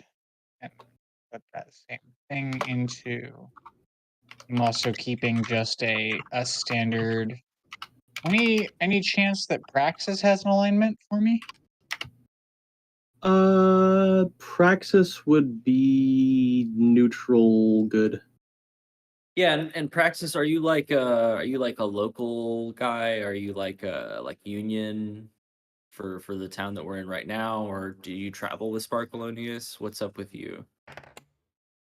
I'm not sure. I would assume, as Sparkalonius's sort of body man, that they do travel together.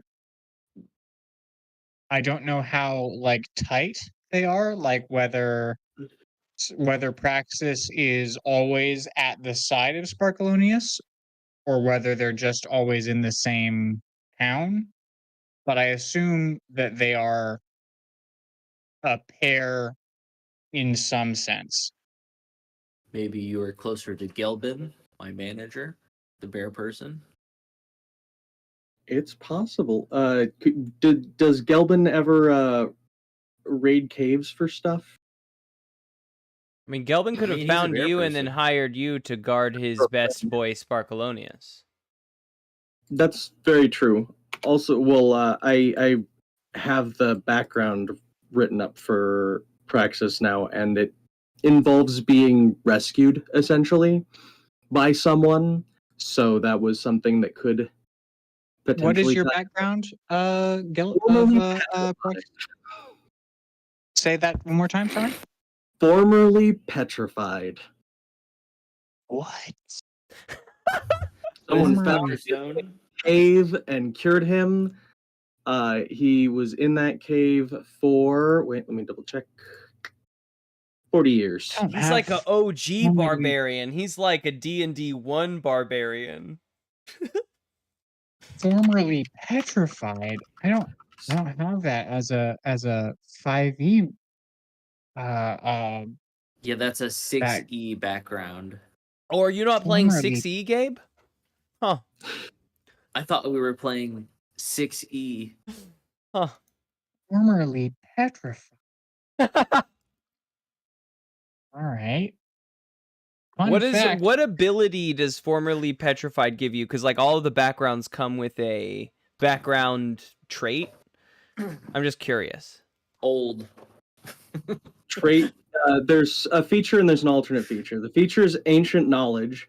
You know of information from your time that has become more obscure to the common person. This information might be the name of someone important, the location of a former city, or a legend or tale that died out when you were petrified. It's up to the DM whether or not this information is useful to your goals. okay. Or you can Can be you, old. the player, either shoot me the link for that or put the info I- for that I into put the it Legend in. Keeper? I did. Oh, okay. Let me see. Bussin'. That's what the Legend Keeper's for, baby. It is exactly what the Legend Keeper is for. I am So excited. I'm Thank filling you. her You out even right put the now. link in there? Oh, hell I yeah. put the links for See, all the this is technical I'm stuff, and then so I wrote out excited. all the stuff you needed.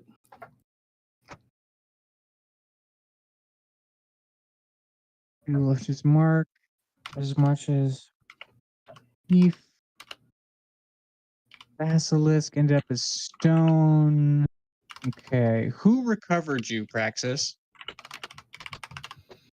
Over here in relationships, under family, I've got the closest thing Praxis has to family is Thelum, the one who found, recovered, and cured him. Who Okay. Tell worked me with more the. about Thelum. I presume that Thelum worked for the Adventuring Guild because that was kind of the thing I was tying into. So, and that would explain why he's Okay. in random caves with basilisks. Okay.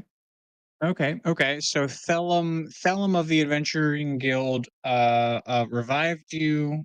You are sort of a legacy member of the Adventuring Guild, and you've recently been assigned to how long have you been with Sparkalonius as his body man?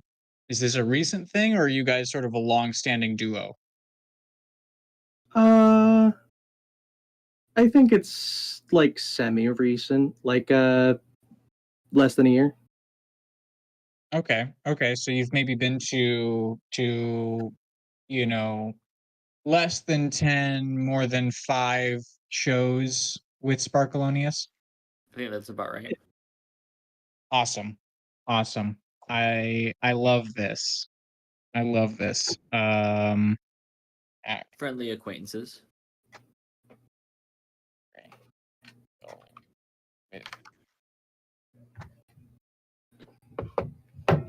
In the factions that Axis is a member of. Okay. Let's see, Sparkalonius. Anything else that I need from you? Oh, I just sort of need more info. Okay, can you tell me about your stats and give me give me a lowdown on your stats? Yeah. Strength 10, 10. Okay. On or dex? 12, Your dex is 12. 12, 12. On. 14, Oh wow. Oh yeah. All right. Intelligence. 16, Wow. Wisdom. 10, Charisma. 16. Interesting. And I'm going to do my best to play an intelligent character this time because I think it's funny not to, but I'm 16. I've got plus I think 3. it's honestly, I think it's equally funny to play an intelligent character. That's why I left wisdom as 0. In a world of of folks that often don't play intelligent characters, I think an intelligent character is funny. What kind of saves do you have? Dex and charisma tagged. Charity. Here. I'm spelling.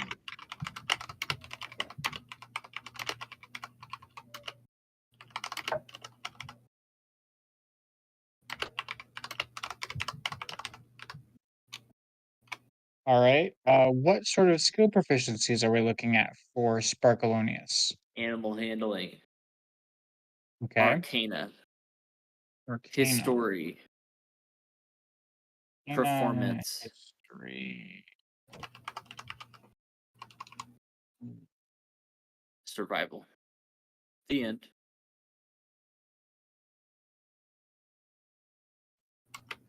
Animal handling, survival, arcana, history, performance. Yep. What languages does Sparkalonius speak? Common. Orc. We speak orc at home. Well, That's Dad it? speaks whatever everyone speaks around him, but yeah. Anything else? That's Nope. it? Yep. Okay. What sorts of proficiencies are we looking at?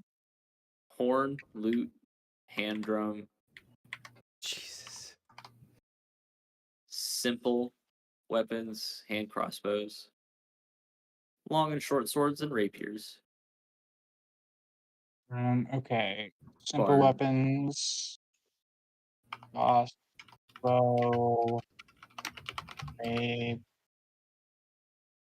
Rapier.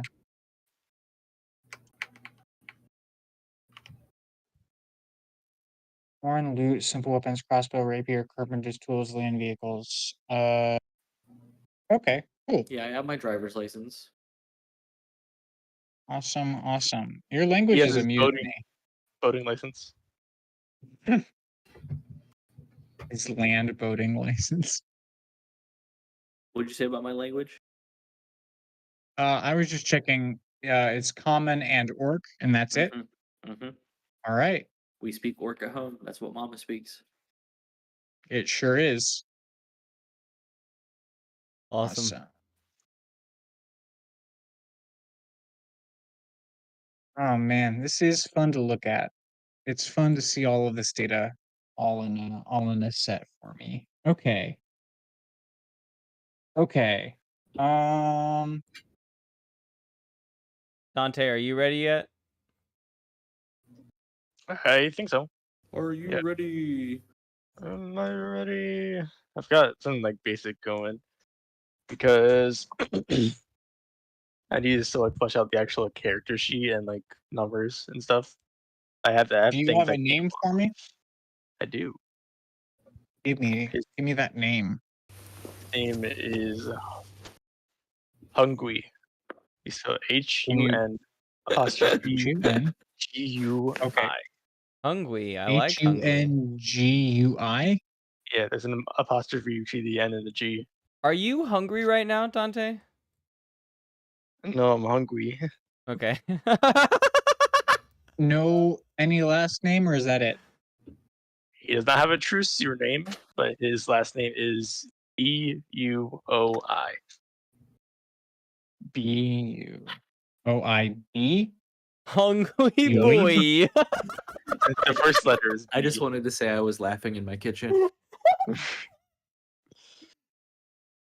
Wait, okay, can you spell that last E-O-U-I. name? Yeah. O-U-I. Oh, okay. Hungry boy. Wait, Hungry no, boy. it's U-O-I. Sorry. I can't spell it. That's so funny. U-O-I. U-O-I. There you go. Hungry boy. Boy. Okay, cool. Now you also have a character page in the Legend Keeper. Oh my god.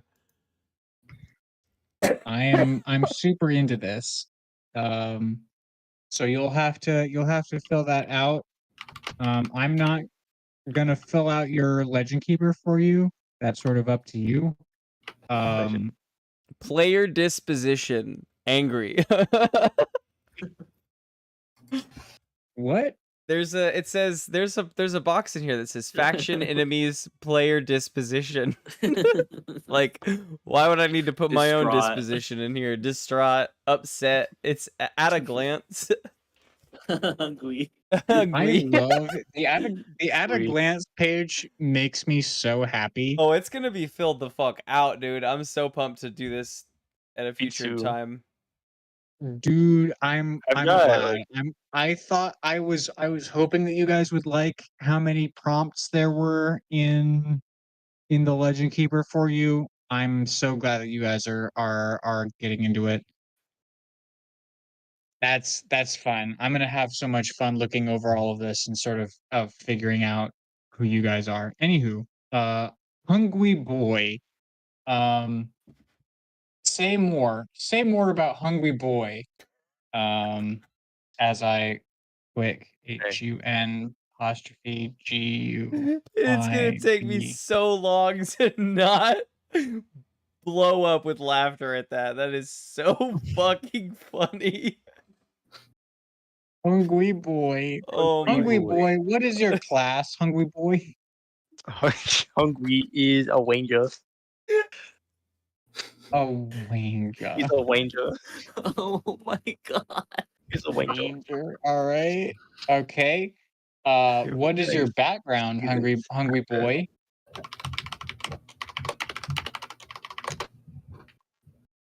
Background? That's a great question.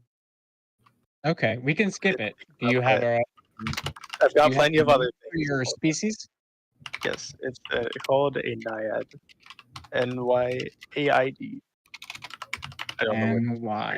NYAID. Okay. Can you resend me the info for that? I know that you have, but I have no idea where to find that. I Or I just- did love uh, the info that you sent me. I just don't know where to look for it now. okay. What was your email? I can just email you the sheet. It's gabe.stringer42@gmail.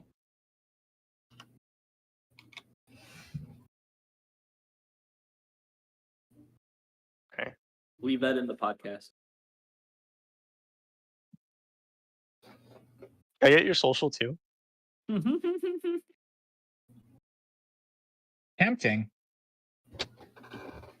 Yeah, let's put it in the legend tracker. Sounds great, actually. Put in the description. So Just throw my email into the Legend Keeper for everybody. I got another one. This is There it other- is. Naiads for D&D. What do we got here? So much info. Awesome. Oh, yeah. Oh man, I love this. Very, very glad. Thank you. I have to read through it again because I gotta like actually make his sheet. If you live up to your name, I think you and Sparklonius are gonna get along great. Absolutely. Hungry boy Yeah, is a if poor you boy. if you want to work with me, if we want to sort of find a time to like talk through your sort of species traits and figure that out, we can definitely do that. If we just want to find a time later on to iron that out. As far as it goes, cursory look over, it seems fine. But if there's anything that you're not sure about, we can talk through that. But for the moment, let's see. Most of this starts at 3rd level. Yeah. So I don't see a problem. We've got a lot of time before we get there. Yeah.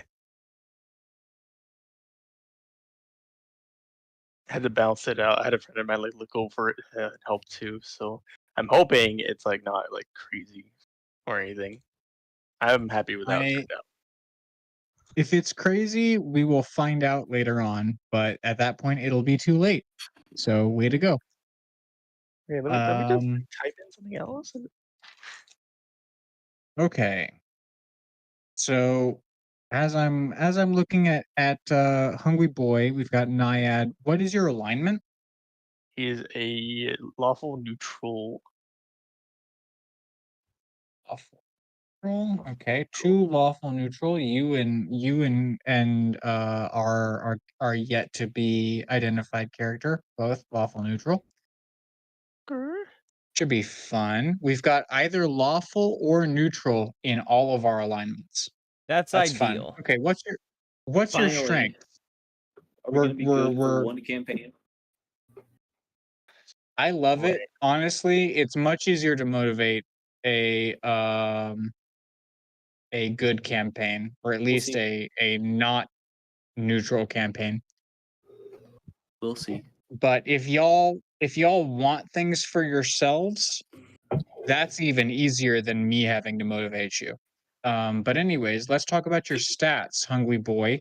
What's your strength? He's at a. I didn't like Strong. roll for that. He's like. Oh, have you not rolled for that yet? No. I Strength. just put my base. Okay. Big. So we're just gonna. say Oh, you were every- like his stats. Okay. Yeah.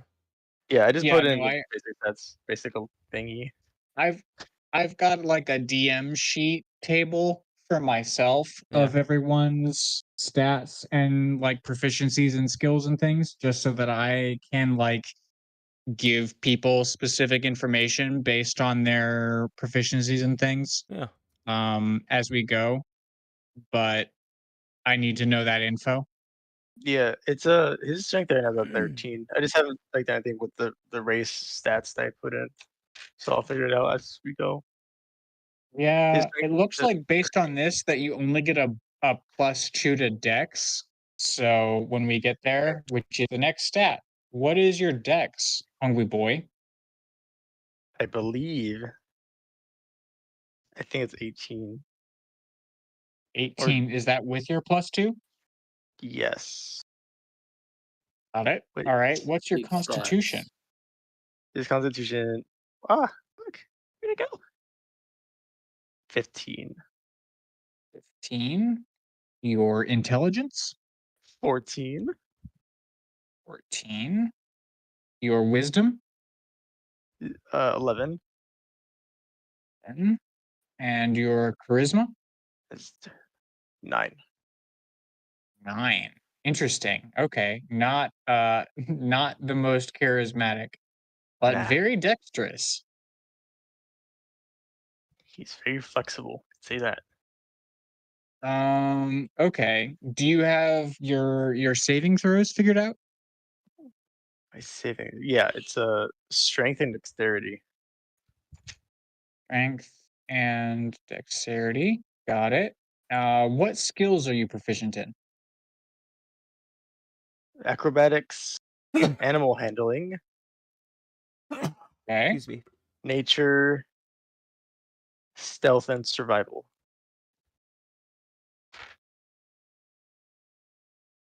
Stealth is a good one. We haven't had a stealth character yet, and survival. Excellent. What languages do you speak?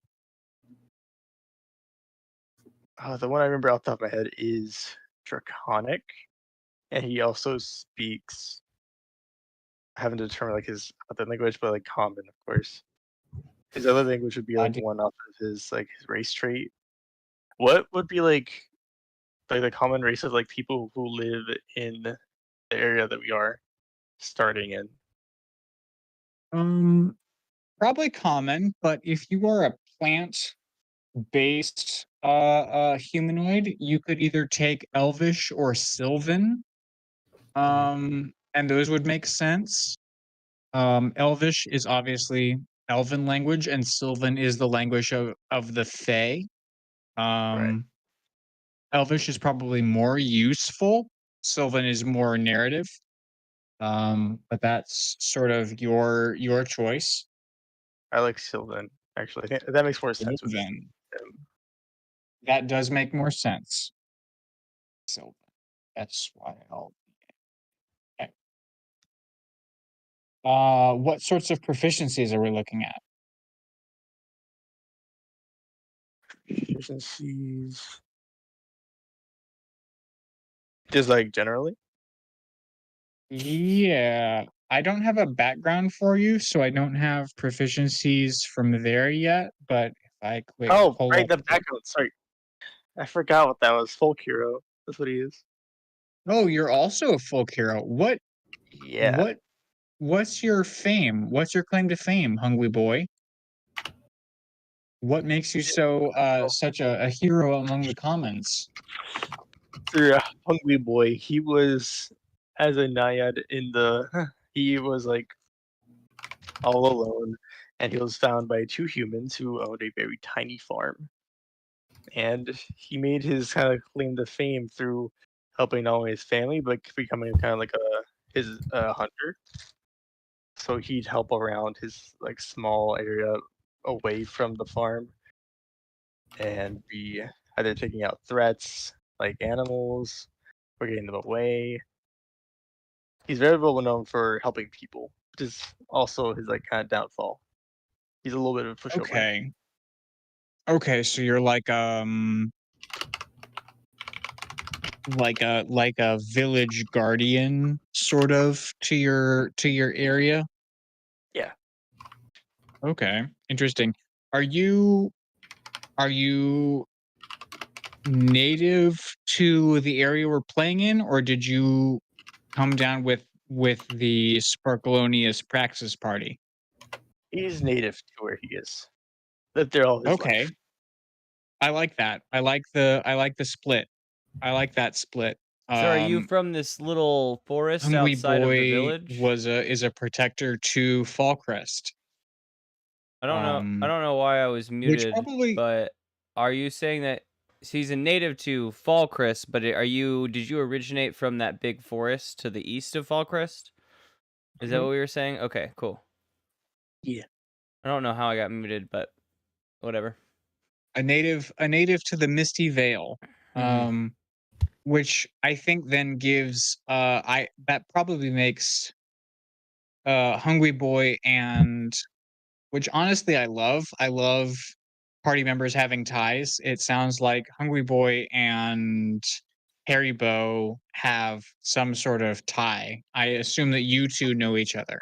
And we I can have sort an of get to idea of that how once we could we know each other, yeah. excellent. Once we introduce I'm Harry Bow, excited. we can sort of figure that out. Um as I'm looking at the ranger, let's see, as I'm filling in proficiencies, we have light armor, medium armor, shields, simple weapons, martial weapons, no tools, saving throws, strength and dexterity, skills, choose 3. Okay, and you've already picked those. Excellent. Mhm. Awesome. Excellent. Excellent. This is such a hot table right now. Damn. I'm loving this. Okay. Um I assume that you'll fill in your own starting equipment and all of that. I am Yeah. curious what your favorite enemy is as a ranger. Beasts for sure. Beasts. Beasts. I thought you said he has beats. hunted and hopes to hunt many more. Okay. Even You if have he isn't advantage on survival a little checks to hungry. track your favorite enemies and intelligence checks to recall information about them. You don't the beasts don't speak a language, so you don't gain a language for that. Let's see. Choose. Okay, do you have a favored terrain? Arctic coast, desert, forest, grassland, mountain, swamp, or underdark? I assume forest, but like Forest. forest? Okay. Just makes Yeah. sense. Cool. Now the That's Underdark. excellent. Definitely. While That's traveling in your train, it doesn't slow your group's travel. You can't become lost except by magical means. If you're traveling alone, you can move stealthily.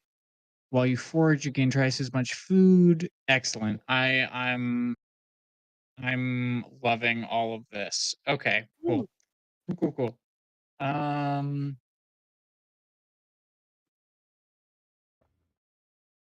I think I'll probably have to come back to personality traits on everybody just because that I do find that interesting for characters. But first, before we do that, let's get to Haribo Tamagotchi. Hey, Tamagotchi, what you got for me?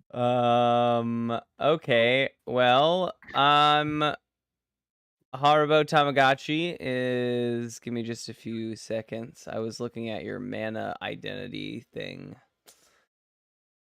Which is a super cool concept, but Super I cool don't really have concept, but is not what I'm talking about at this moment either.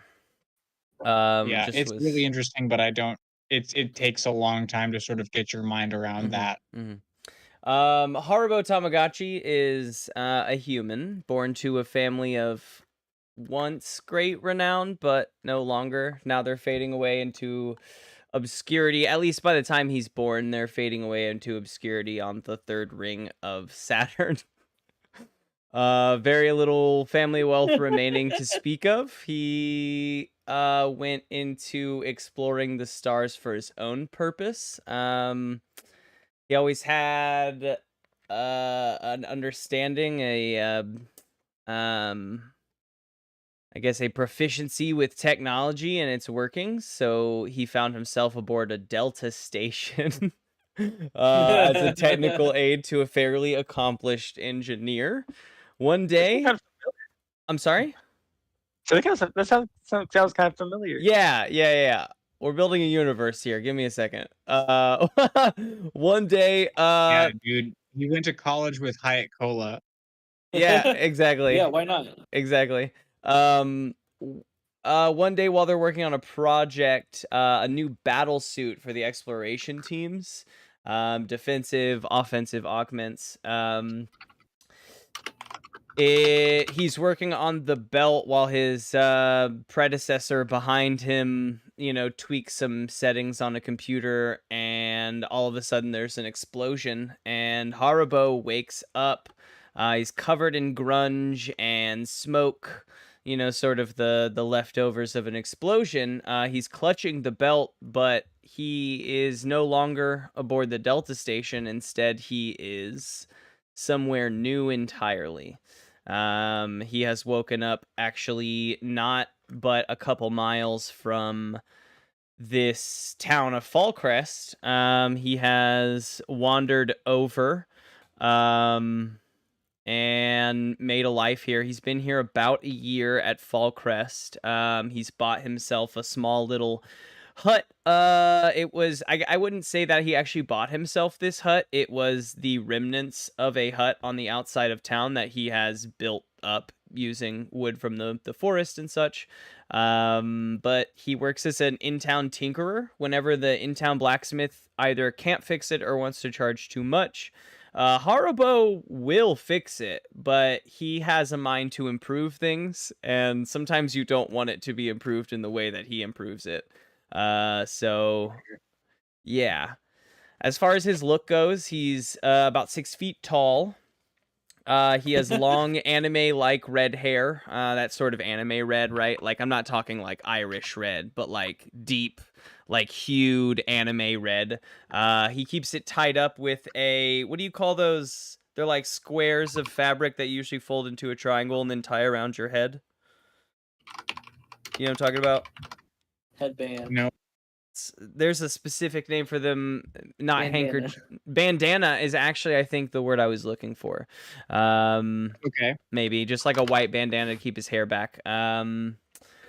He wears That's- steel-toed Doc Martens, because why the fuck would he not? And black cloth overalls with a tool belt.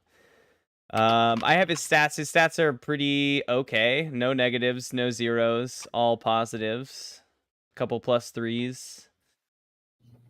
All around decent at what he'll try to do. He's funny to gonna have be a two little, characters from space. yeah, he's gonna be a little quirky. He has no fucking clue how to get home. This is a planet he has discovered does not have spaceships. Nor does he have a communicator of any kind. So he has no clue how he's gonna get home.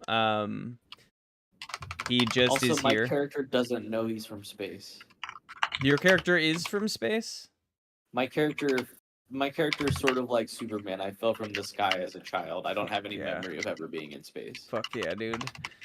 What do you want to know about my character, Gabe? I've pretty much filled out all that I probably am gonna fill out for now in this, but that doesn't mean we can't talk about it.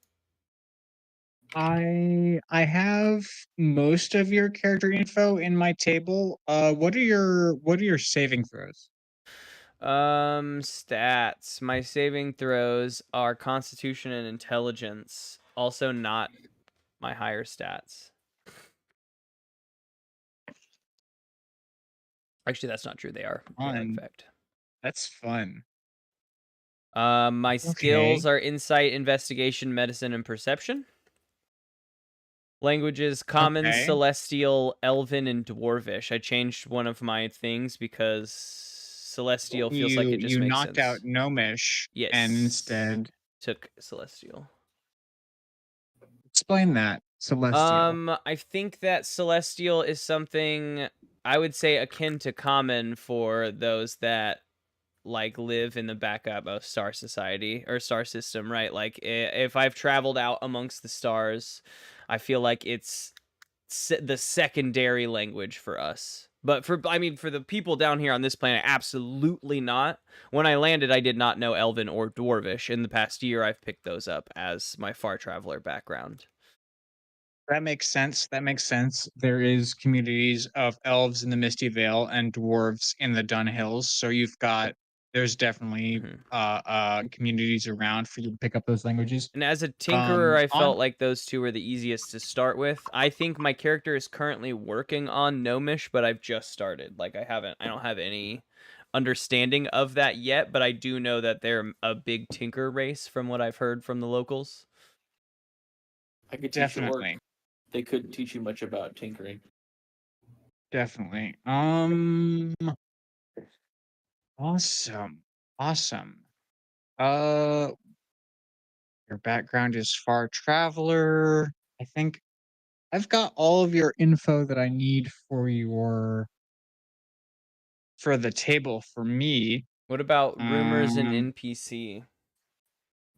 I have neither of those, but I will say Yeah, I've also got I honestly rumors. have neither of those for anybody else. So Okay. Oh, I got some stuff. please give them to me. Okay.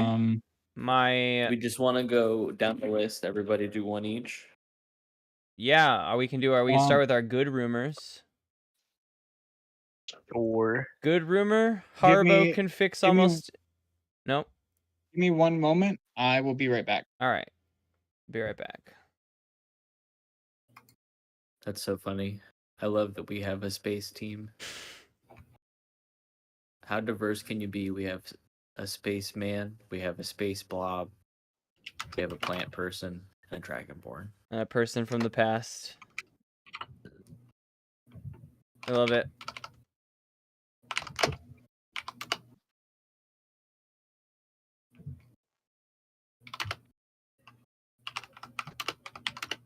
But that petrified shit is so funny.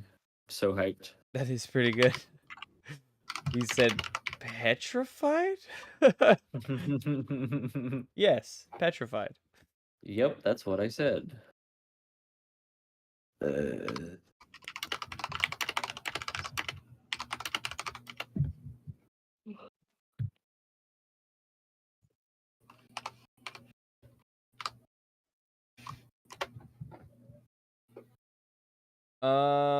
I feel like there was another thing I realized I wanted to tell you about my character. Oh, I didn't talk about my class is Artificer. oh, That's it for now. Is Artificer. I'm working on this belt. Hopefully I can get my battle suit up and running. No hard spellcasters in our party. That is me. I am a hard spellcaster. Oh, okay. Artificers are hard spellcasters. I'm gonna be like an enchanter and a spellcaster. I can enchant your mundane items like swords and armors and shit, and I can Horn. spellcast on my own as well as once this is up and running, combat as well. Mm. That is super fun.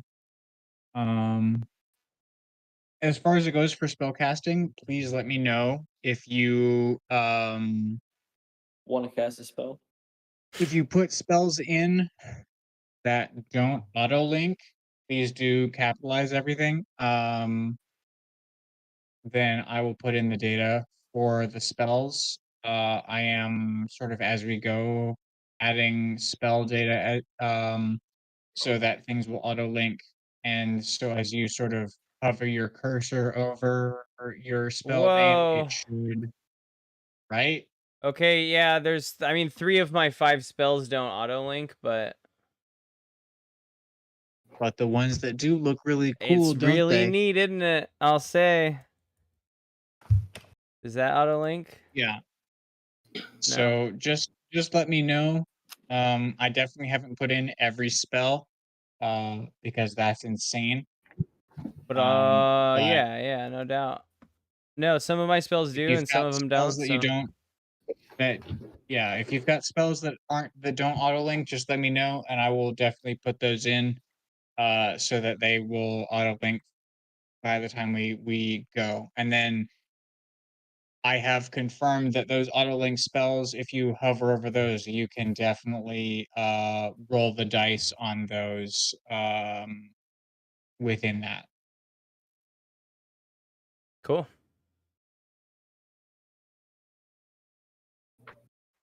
which I will say is more of a gameplay thing, but whatever. Yeah, yeah. Or would you I'm prefer looking- our bonds, or do you want my NPC? Let's start with your NPCs because that's a thing that I've asked for rather than a thing that the D&D has asked for. Let's start with the. Look at that, man! You've entered in that description. I'm so happy that you guys are filling in all of your. I can't say how happy I am that you guys are filling in the Legend Keeper for me. That makes me so happy. Wait, where's the Legend Keeper? It's a. I definitely saw you looking in there for a second earlier when I immediately shared that with you. That is the invite link that I sent you a couple Oh, hours that's the ago. name of the website. Sorry. Yeah. Yeah, yeah. Yeah, he's Uh, on it. so fill in your character sheet as much as you want, please, please, please, because it makes me very happy when you do that, and it gives me so much info to sort of look at and think about as I'm planning next session things. Mm-hmm. Okay, so let's start with our NPC. Arr. Her name is Minerva, Minerva Otep, but the locals call her Minerva of the Shifting Sands because she moved from somewhere sandy. I don't know where that is on our map, but she came from a sand community of some kind. I'd say that's further to the south of Okay. where we're playing. Yes. Okay, perfect. She runs the local herbalist shop. I connect with her deeply because she's a transplant as well as myself.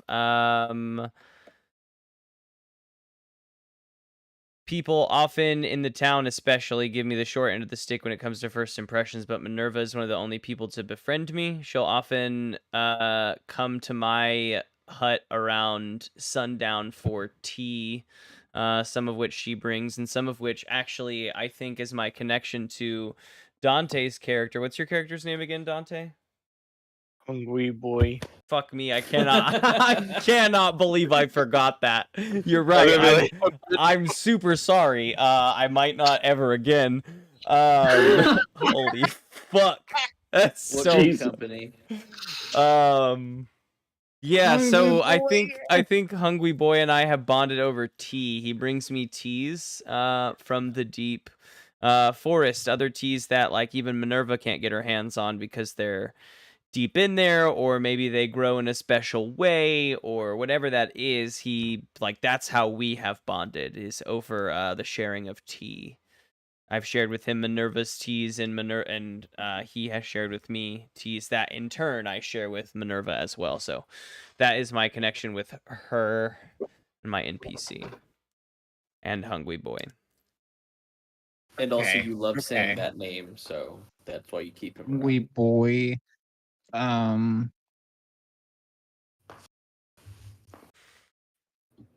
Okie doke. Okie doke. Awesome. Okay, so your NPC is Minerva, who is the herbalist.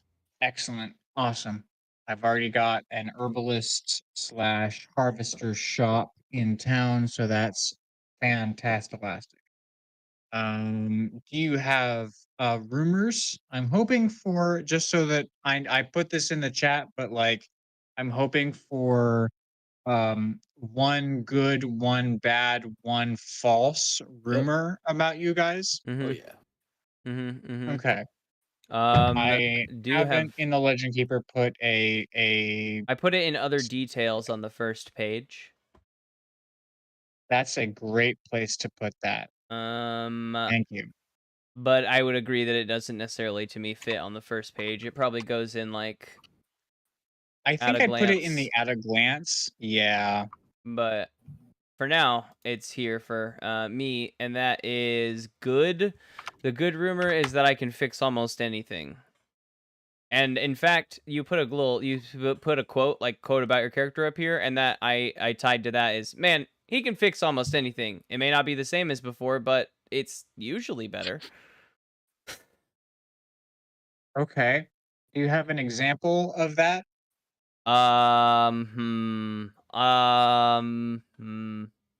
Oh fuck, what did we say? I was talking to you about this the other day. Someone asked him to fix a shovel.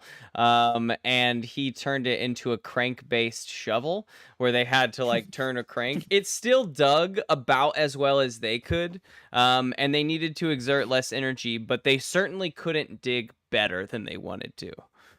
Like they couldn't dig, they couldn't dig like super deep. They couldn't dig super well, but it did the work and they expended less energy. And that's what Haribo was trying to conquer with that, and he did. Okay. Do you want to go through all of our good rumors first, or do you want me to pop out all of mine? No, let's do all the rumors. Okay. Bad rumor. People whisper about me as if I'm the town loon and that all of my stories are just that, stories. But if anyone takes a fucking moment to listen, I've got a story for you. Because I just have experience out in the stars, and I feel like that's a good thing for me. But people don't believe me. They think I'm a crazy person. Yeah, okay, buddy. Which, let's be Okay, real, I'm okay, I probably like that. not incredibly on point, but You're not credible. I'm not Certainly lying. not on this planet, but you are honest. Yes. And then the false rumor is Haribo's on the run. He crossed someone with connections and is just hiding out in this town. He may be dangerous. I don't think a lot of people crisscross that one, but every now and then someone brings it up, and no one is quick to, besides Minerva, deny it.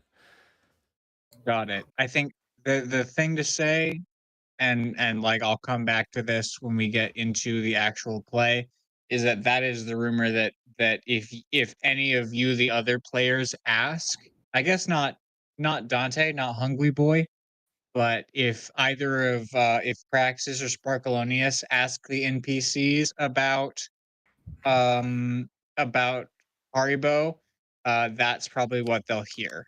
Either that or that he can fix almost anything. Depending on what But what not the that he's a NPC's liar. particular persuasion in. No, no. I mean maybe, but probably not because the other two are more interesting for me. All right. The crank shovel And I'm in charge. is a story that Haribo has been trying to move past, but the town won't let it go. He's done better and cooler No. things since then, but the crank shovel they won't let go.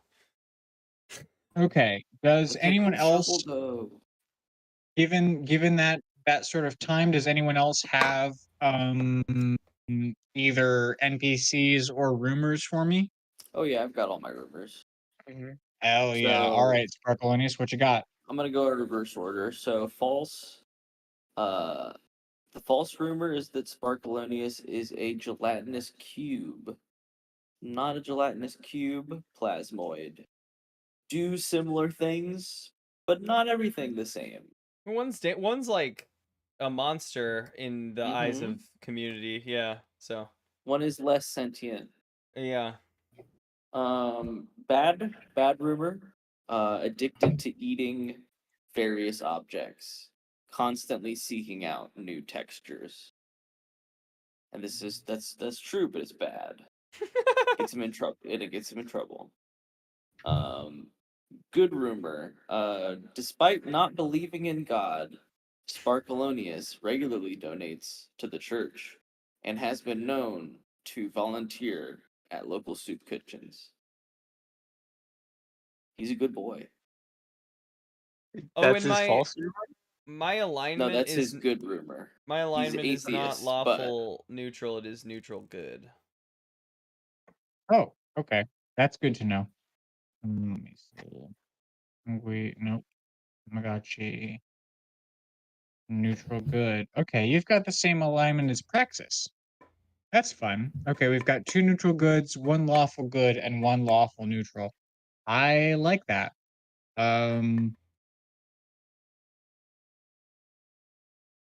Donates to searches. Sparkalonius, why do you do that? Why do you Uh, donate to churches? It looks good as like a Sparkalonius likes to be seen as a good influence on the youth. And even though he's sort of like a rock star, he doesn't want that to fully be the image that he puts forth in the world. Got So it. it's Okay. a little cool. bit performative, but he doesn't really think of it in that way. He just thinks of it as community service. All right. Awesome. Okay. Do you have a relevant NPC for me? I already gave you Goblin. Sorry, Oh, you've Gelden got Kuth, Gelden Kuth. All right. the Bearman manager. Okay. Lily, Dante, who wants to go? So I didn't realize that the good and bad rumors were supposed to be true. So I've just got They don't a have to good be. false rumor, bad false rumor, and a false false rumor. So that's Nope, one true rumor. that's not the way. The false rumor is supposed to be false, but the good and bad rumors are supposed to be true. Oh, I am working on doctoring those. my bad was false, but I mean, not anymore. yeah. Too bad. That's facts now. Tamagotchi, what was it? Well, I mean, the you bad definitely rumor are is the that town loon. yeah, my stories I'll- are just I'll stories. just delete that last phrase. Is the town loon? Great. Okay, cool. The town does not take Tamagotchi very seriously. Harbo, please. We'll see. I like Tamagotchi. I like last names, Bo. but Ari. Bo is also fun. Honestly, I like all of these. Okay. Dante, does Hungry Boy have any rumors or relevant NPCs for me? Or he does. 2 seconds. That's so fucking So Hungry Boy lives with his mother and father, although he is adopted. And their names are His father's name is Morak, and his mother, where the fuck did I put it? Unafi is his mother's name. Is Hungry Boy a chosen name? Hungry he's a chosen Boy? one for sure. It is a chosen name. Okay, I'm just How'd you know? curious. See, Are his- Marak and Unafi also naiads? they are humans. One Humans. They are. He was found Two in the humans forest. produced a naiad. No, he's adopted. No, he said he was adopted. Yeah. He's adopted. Okay, cool. Yes. Okay. The couple do have a legitimate child that's like a toddler now. And they Her live in name is- town, Who or is are they also farmers? They live at, like they're also farmers. They live like more on the outskirts. Although it. he does. Yeah, he does do his work those are the in town. options. Basically, is Yeah. it's either you live inside the town or you are a farmer in Fallcrest. Awesome. like that. Okay. He is the son of this people, and his father taught him all about hunting and gathering, and he is very good with ranged weaponry because of that. And he is always committed to his tasks, so people really like that about him. That's a good rumor. What's kind of bad about this, though, is that his family is like revered as like poor, and he's seen as like gullible and a pushover for always wanting to help others. And as you can see, he doesn't usually like want to say no to work. And when he like knows his limits and stuff, when he says no to people, they don't really like that. They're like, "What? Why not?" Mm. And they why don't you keep working for us, huh?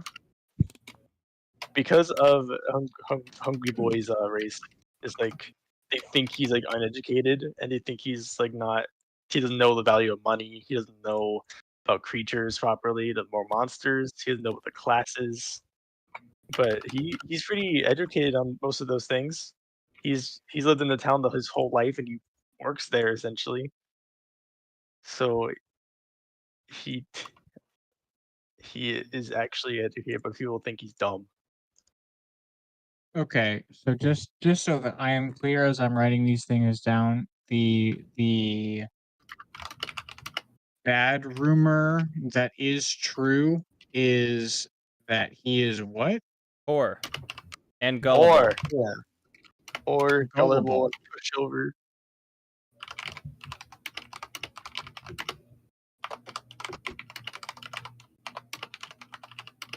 People look down on him for those things.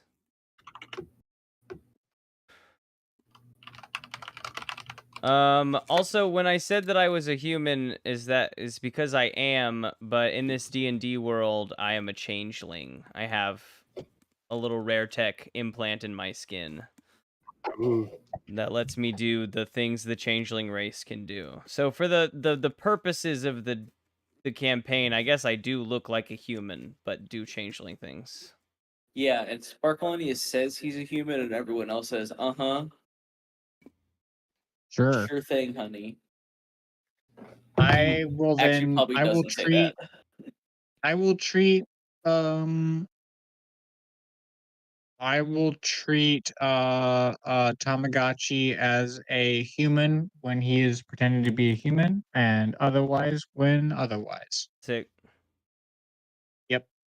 I think that about makes sense for a changeling, unless we get into ways to dispel that, which off the top of my head I don't know.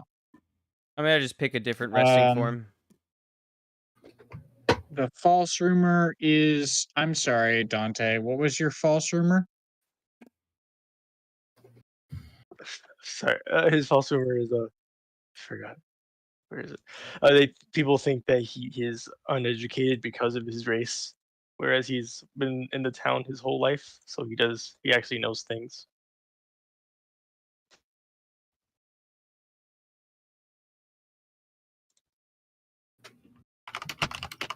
He's not dumb. He's Don't call him dumb. of the He's not dumb, comma, smart. Got it. Awesome. All right. Praxis. What you got for me? Just a second.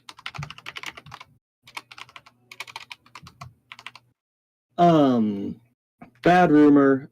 Praxis is the village idiot. There's no getting around that. It's true. He's not smart, comma, dumb. He is dumb as they come. But he's got a really good heart, which goes to the good rumor, which is he's something of a little bit of a local hero. Everyone knows he's the town idiot, but he is the town idiot who helped that one kid out of the well once when he fell in. Like, he is helpful and good-hearted and strong. He's just the dumbest. And then false is that dumb as they come, but always does the right thing. and then the false rumor is that Praxis was admitted to the guild due to nepotism over talent, because he, despite being stupid, is good at his job.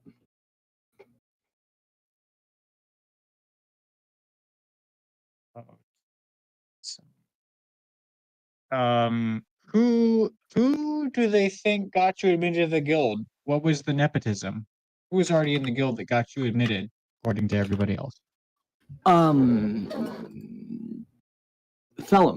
So Thelum recovered Praxis's statue, essentially, and so it was kind of like almost an adopted sort of basically it's like I brought home a whole person and now they exist and have no connections, so that's kind of your person. That's not exactly a false rumor, then, isn't it? Which one? The false rumor is that Praxis was admitted to the guild due to nepotism over talent. Okay. But he Okay. met this person and then The proved that he was talented and then Yeah. got in, but people saw that he just met this got person. in because he was basically adopted into it, but he did very much prove himself to the guild. Got it. Okay. Okay. Do I have rumors for Sparkleonius? I do. Okay. Cool. Cool. I've got rumors for Sparkleonius. I've got rumors. Okay, and Awesome. I've got rumors for everybody. Feel like I'm missing some. I don't know what.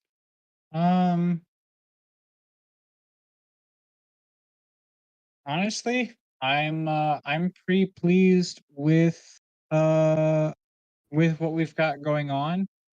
Um, let's talk about how do Tamagotchi and Hungry Boy know each other?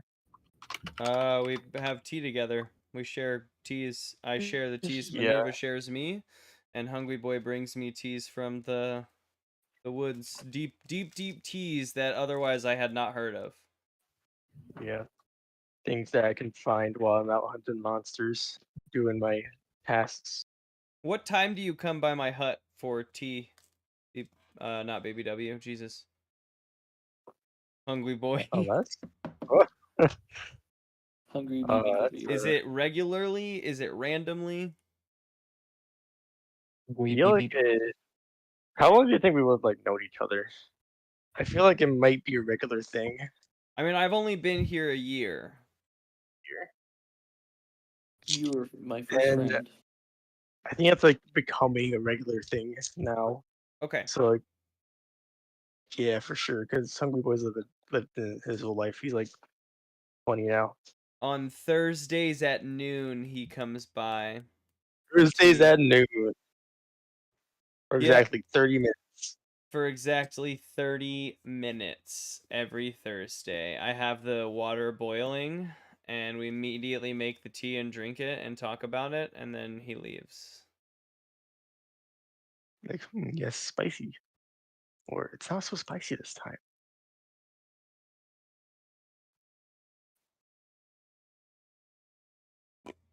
Let's see. What else do I need from you? Far traveler.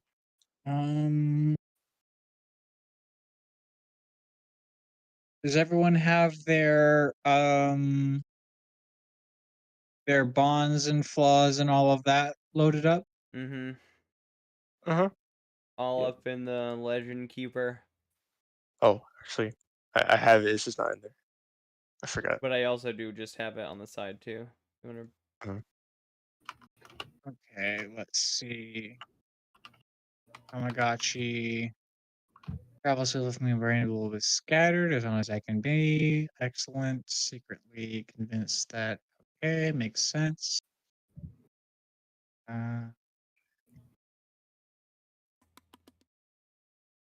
What loved ones have you left behind, Tamagotchi? Everyone that I've ever known. I feel like I feel like Fry in Specifically, at least No, I- at least one that like you are specifically missing. Like I mean, my teacher. I probably think about my teacher the most because they're the person that gave me purpose again and out and amongst the stars. Like I think they're the person that told me and made me believe that I was not just doomed to be like this X, like I don't know, like I grew up rich and didn't have anything to go into and blah blah blah blah blah. They made me think I could rely on myself. So them, but I mean, just like I think I feel like Fry from Futurama, where he's like, I don't have a possibility to be connected to anyone on this planet based on my history or my family history or anything like that. So I feel like I see totally it. alone out here. Okay, like a reverse Fry. Who was that teacher? Was it Hayat Cola? No, it wasn't Hayat Cola. Hayat Cola wasn't an engineer. I was thinking I was from a Delta station on the total opposite side of the known territories from like Arb, the one that we have just explored. So her name is Judy Grankum. And Judy Grankum is oh fuck me if Judy Grankum isn't a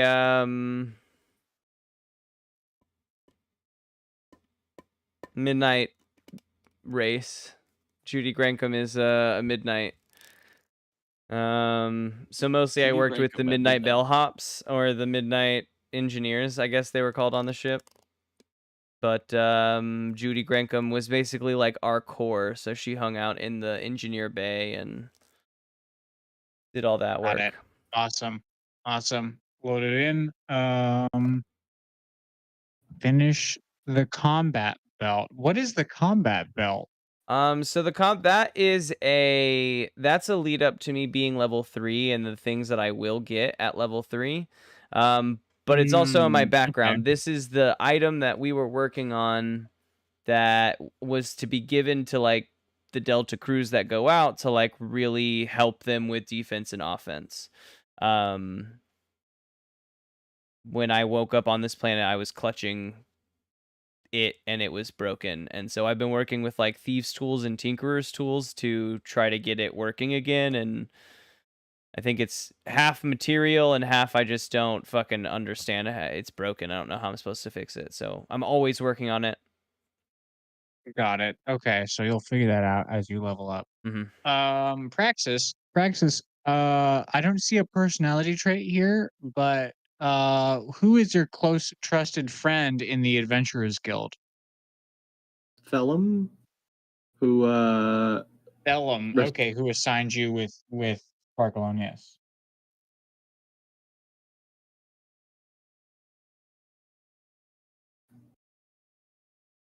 Okay. Don't have a personality trait, so fill that in when you can. will do. Barcolonius. I don't have any of that for you. Do you have any personality traits, bonds, flaws? Yeah, I've got that. I'll just type that in at some point in the near future. I've got lines of stuff written down, so it's not worth reiterating here. Okay. And Hungry Boy, do you have any of that? You're welcome to fill that in as you want to, but like Yeah. if there's anything that you want to iron out for me.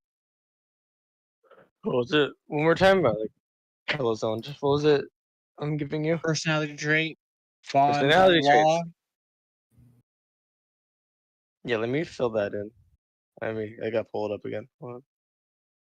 Okay, doke. Well, while you fill that in, there is one more thing that I am curious about. There is one more mechanic that I am intrigued by, but I don't know how you guys feel about it. I have a table here that is called player goals, which I wouldn't assign to your character. I would assign to you, the players, which is basically every session you roll a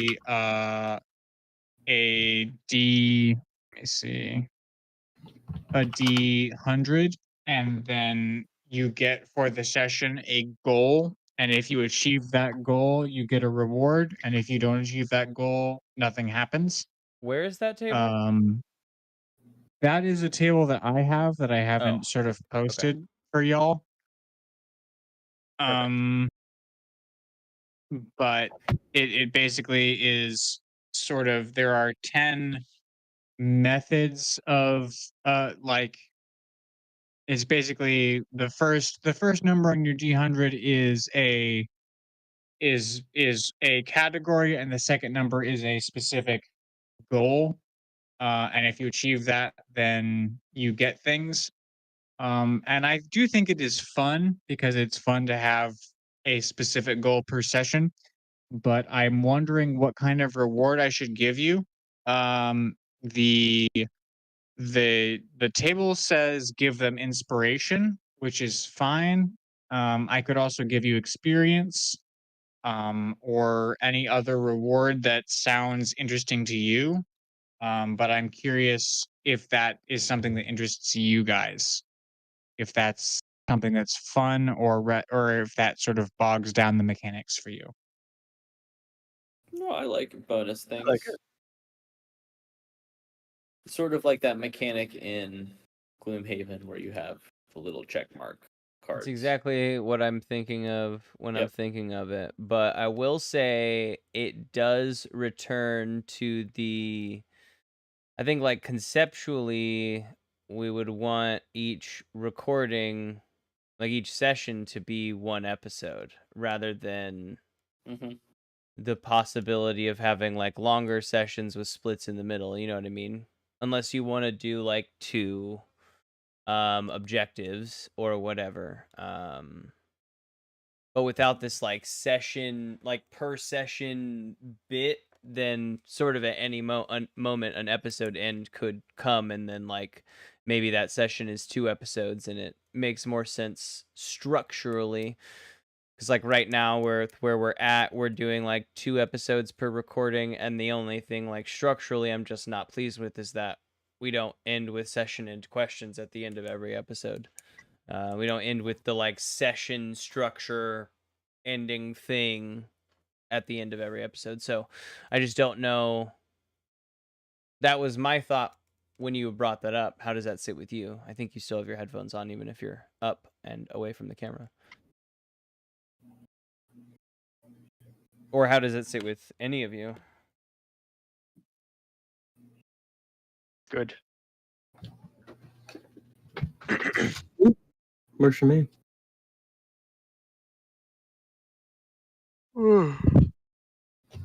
Did I lose you in the middle there, Gabe?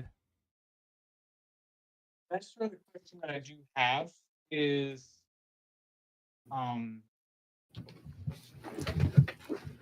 we can do it once per session or once per, I guess once per wherever we break off. It does sort of behoove you guys to kind of remind me, because I don't know if I will remember when to break that off. I mean, that's the thing, is that, like, when doing the edits is like, it could come when someone says the banger one liner, or it could come when the boss, like, hits someone really fucking hard, or it could come, like, like, if it's like a 3-hour long session, that episode endpoint could come at any point from hour 1 to hour 2.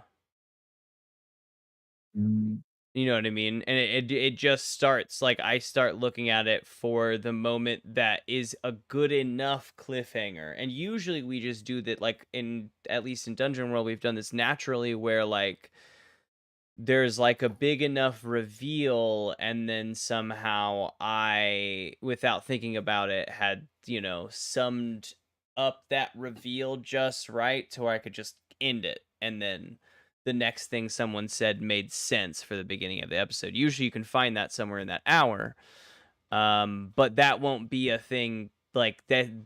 I think if we do it, we would want to just still have it be by session, but it will be split up, I think. You know what I mean? If those 3-hour sessions come. So it's just like, I don't know how you feel structurally about that now, being on the, like, storytelling side of. I do think that it would be nice to have it per session, because that also does give multiple opportunities, because some of these are kind of bonkers, and, like, I don't necessarily need to encourage you guys to do all of these, but I'm mostly trying to figure out what kind of reward to give you should you accomplish these. Because I could give you inspiration or I could give you XP. Um, and if I give you XP, it sort of feels like I should scale that. Um, I feel like you could scale it from inspiration to XP and to a lot of XP based on, one, the specific thing we have to do, because I bet some of them are easier than others, and two, Certainly. the like level at which we do this thing, right? Like, if it's slay a foe and I kill a dude in the street that fronted me, like, sure, I slayed a foe, but maybe that's a point of inspiration because I did this quest. But if I kill a dragon that fronts me, like, that's worth more experience in terms of slaying a foe. Like, here's like as an example, if I just sort of roll a d100, 93, discover a lost adventurer's diary. is Oh. the result that I received for a 93. That sort of the onus then sort of is on me to put a Lost Adventurer's Diary into the adventure, which is not hard. Um, but like, what kind of reward would I give for that? Or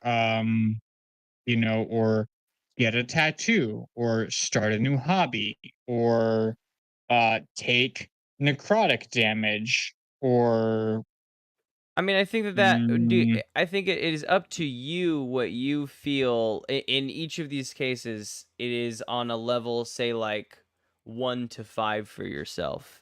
Like 1 being an inspiration point, the easiest of these all, right? 2 being 10 experience, not a ton of experience by any means, but a chunk.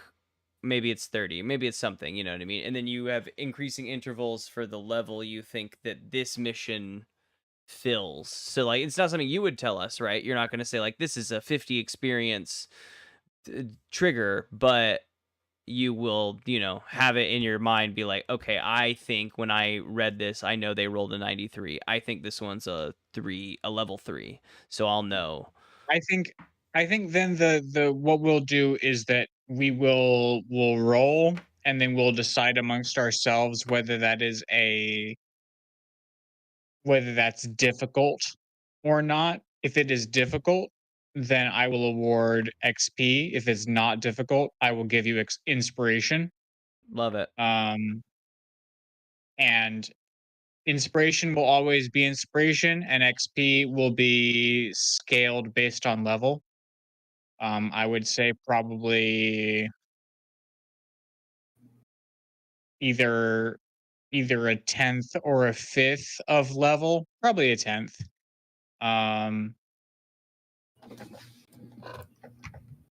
Well, no, probably a 10th as we get to higher levels. Probably a 5th when we start. Whatever Just makes because, sense. yeah. Yeah. Okie doke. Okie doke. I think for the most part that crosses out most of my questions. I'm hoping that y'all fill out your character sheets in the Legend Keeper for me. At least as far as like getting the things that are on your that would be on your character sheets into the Legend Keeper. Whether or not you fill out the rest of it is sort of up to you. I would prefer that you fill out more, but if you don't, I'm not going to penalize you. I'm just going to ask more questions when we get there. So that he can fill it out.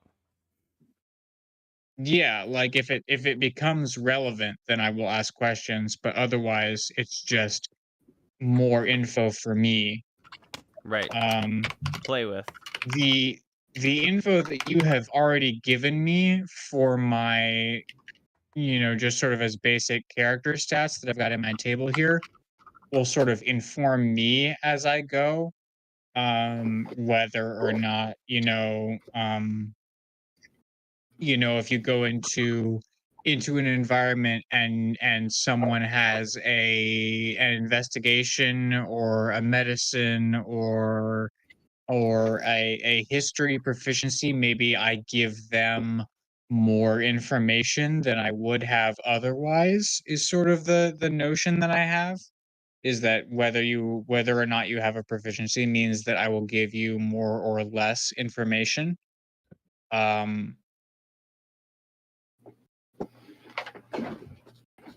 think beyond that, I think we're just gonna sort of get into it. I think I'm gonna say that that the Adventurers Guild has sent those who are going to be sent. I think that's it's sort of funny. It's sort of funny the way that this is played out is that I don't know that the Adventurers Guild is involved at all because it is the Adventurers Guild. The only one who's sort of really involved with the Adventurers Guild is Praxis, and Praxis is assigned to Sparkalonius. So Sparkalonius is on his tour, and his tour has taken him to Fallcrest, and so that's why Praxis and Sparkalonius are headed to Fallcrest. And so I don't really have to deal with like Adventurers Guild assignments unless the other two want to become part of the Adventurers Guild, in which case we can get into that. We can sort of figure out what that looks like. Can't say I There's do. certainly a guild representative in Fallcrest who is at least there to receive Sparkalonius. Hungry Boy and Tamagotchi can. We can even say we're having tea In- outside my house, and I can see them walk down the road in towards Yeah, town. I would say that Tamagotchi knows exactly who comes in and out of town because he does sit. His hut is on a hill, sort of overlooking the road. So Tamagotchi knows who comes in and out of town. I may even wave to them. Maybe. But I think that's sort of where we'll start, is sort of at Praxis and Sparkalonius's sort of arrival at Fallcrest, and maybe we do some opening scenes with Tamagotchi and Hungry Boy, just sort of figure out where they're at and what they're doing when Sparkalonius arrives. No, that's what I was Um, saying, like to make that easy, if it's okay with Hungry. Totally. Okay with Dante. They could arrive at the time in which we are sharing tea outside my hut, so that like me and Hungry are together. We may make a comment on some passing travelers. Oh, is there a bard in town? I'll say. But that way we're together. We at least know of the bard's arrival. Indeed. That I'd love makes to see sense. something hard. Especially if it's Bubble Buddy.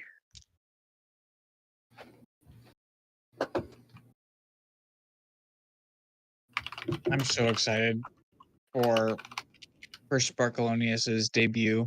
I'm so excited for him to get into the inn and strut his stuff.